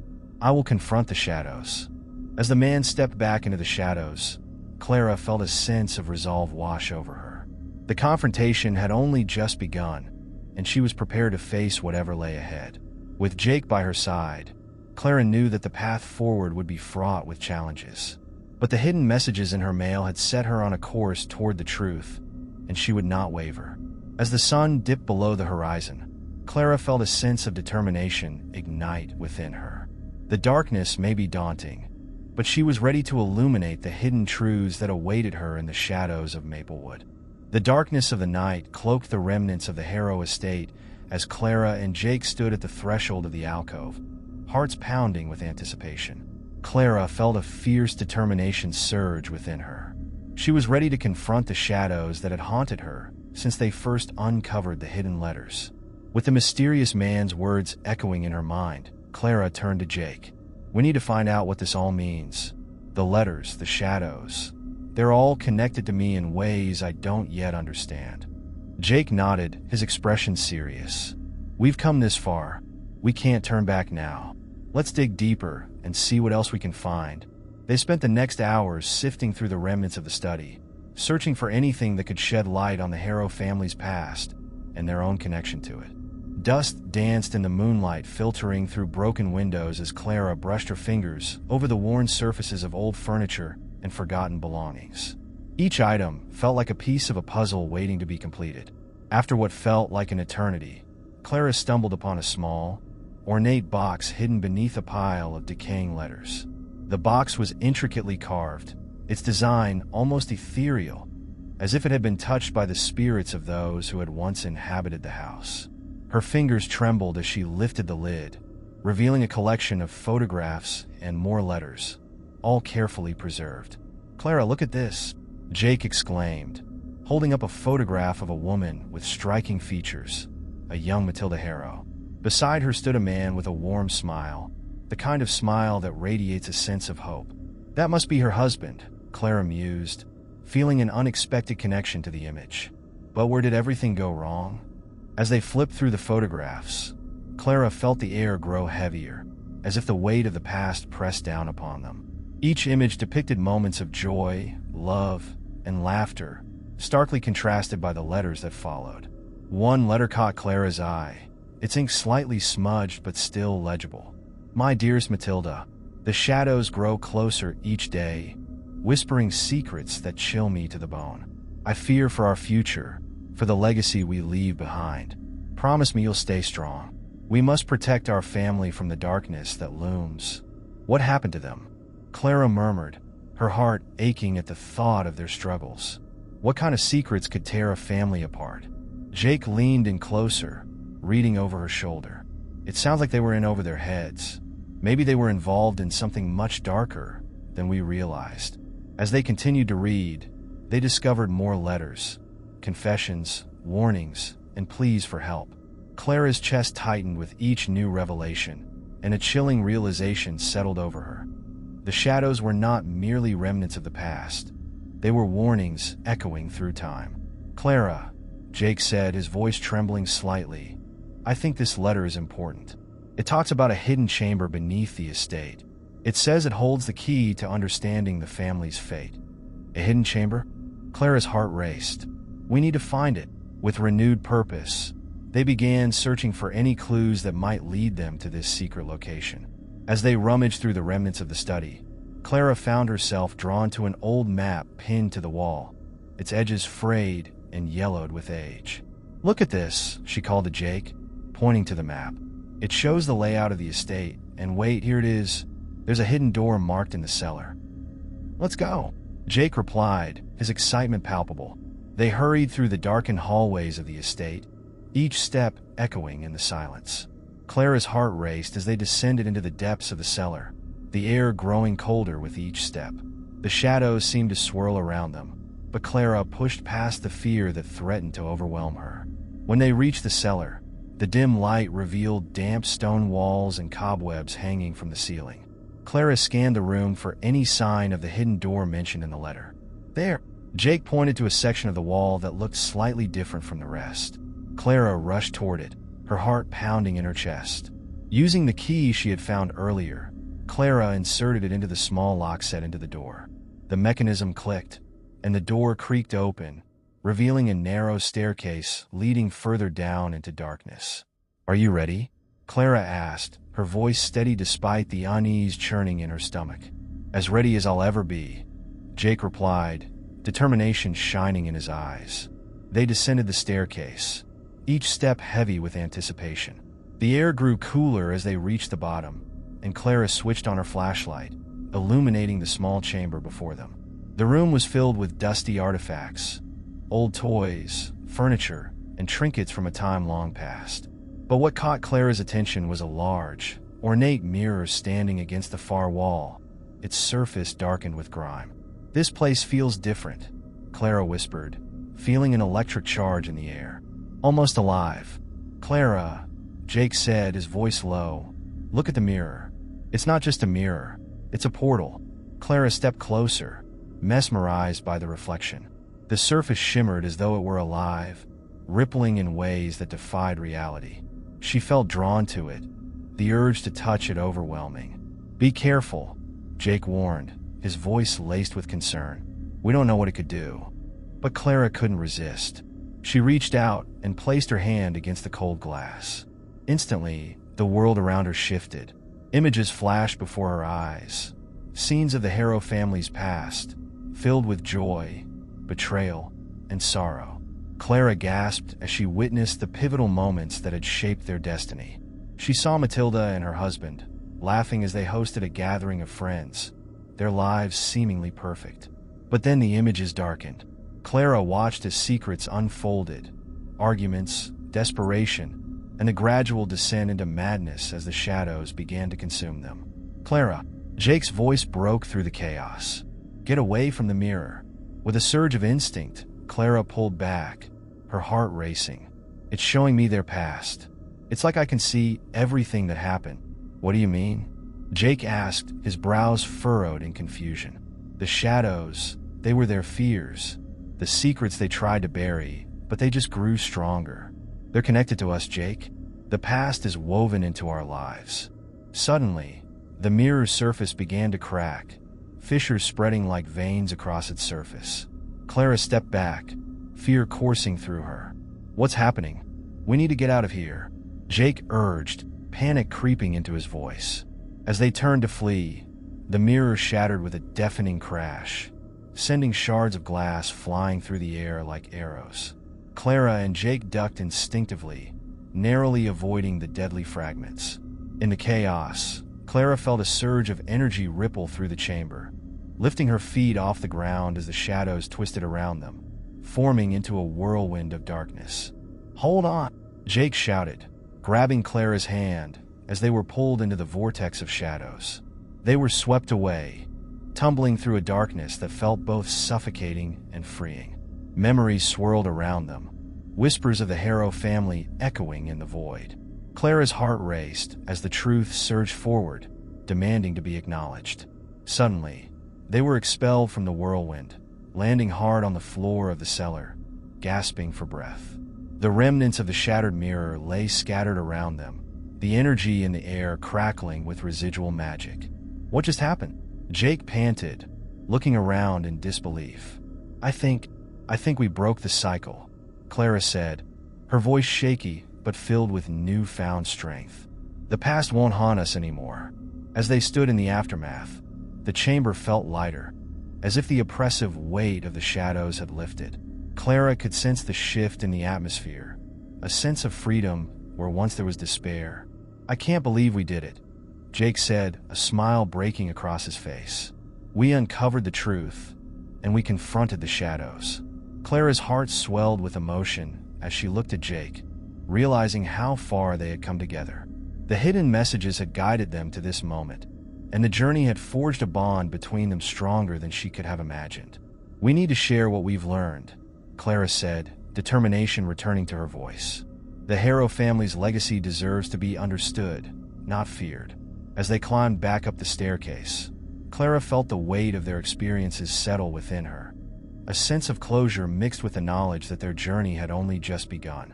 Outside, the night air was crisp and refreshing, the stars twinkling above as if celebrating their victory.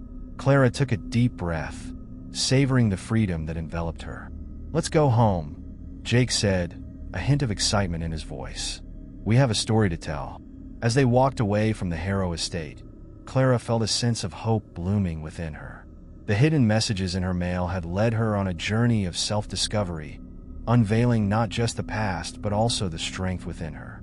And as she glanced back at the estate one last time, she realized that the shadows would no longer hold power over her.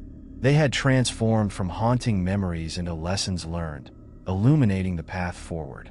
Together, they stepped into the future, ready to embrace whatever came next. Don't forget to subscribe in the channel and like the video for more contents.